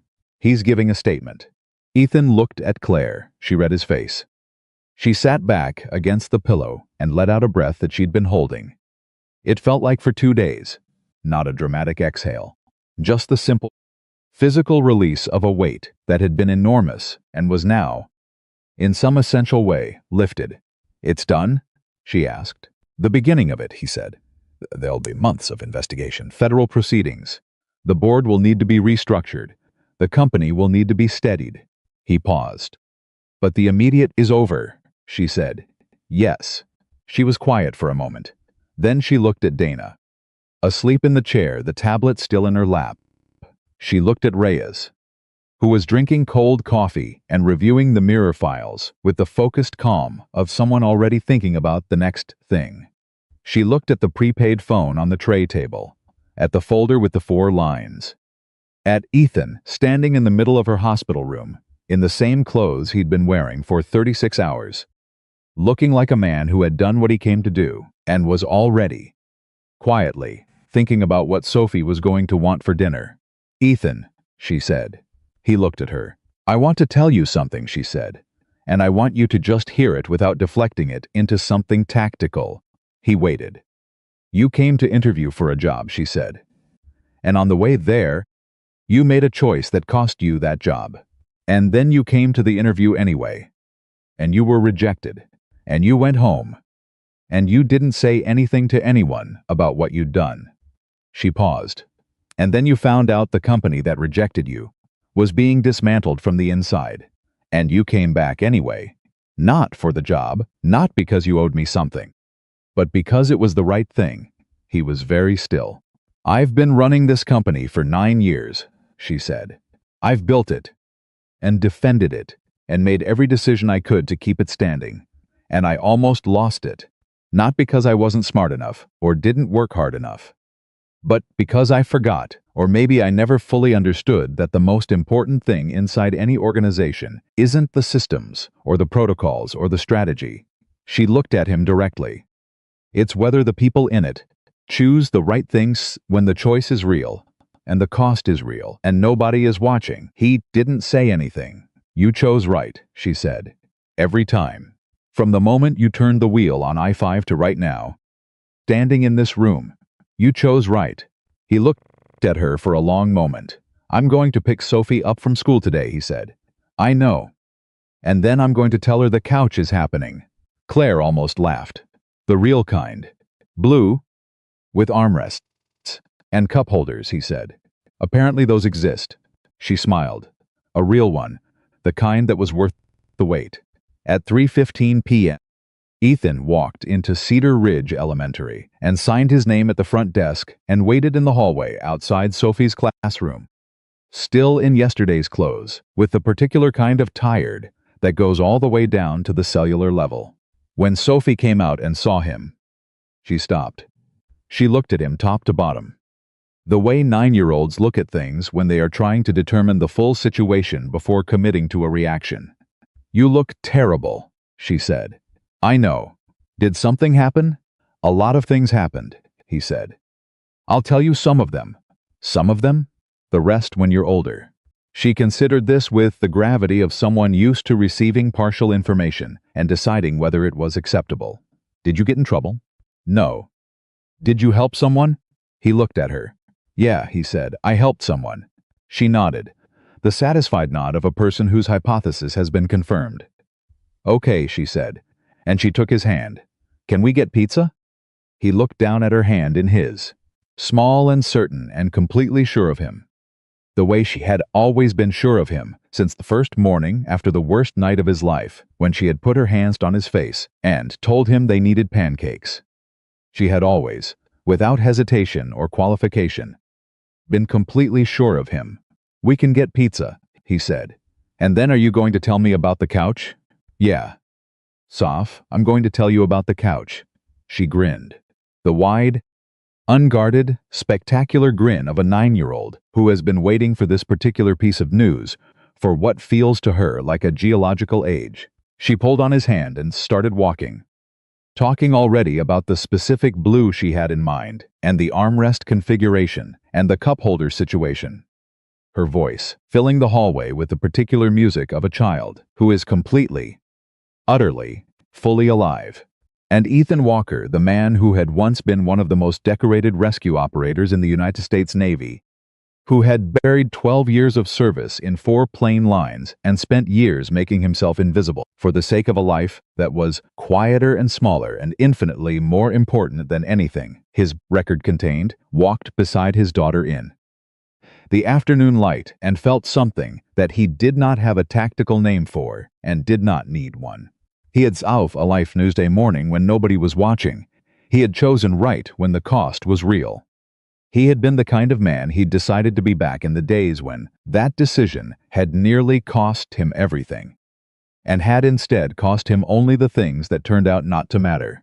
And walking beside Sophie in the afternoon light, her hand in his, her voice bright with plans for a blue couch and cup holders, absolute certainty that the world was going to cooperate with what she needed it to be, he understood. With the clean and simple clarity of something long suspected, finally confirmed, that the person he had chosen to become was exactly the person the world had needed him to be. Not because the world deserved it, because he did,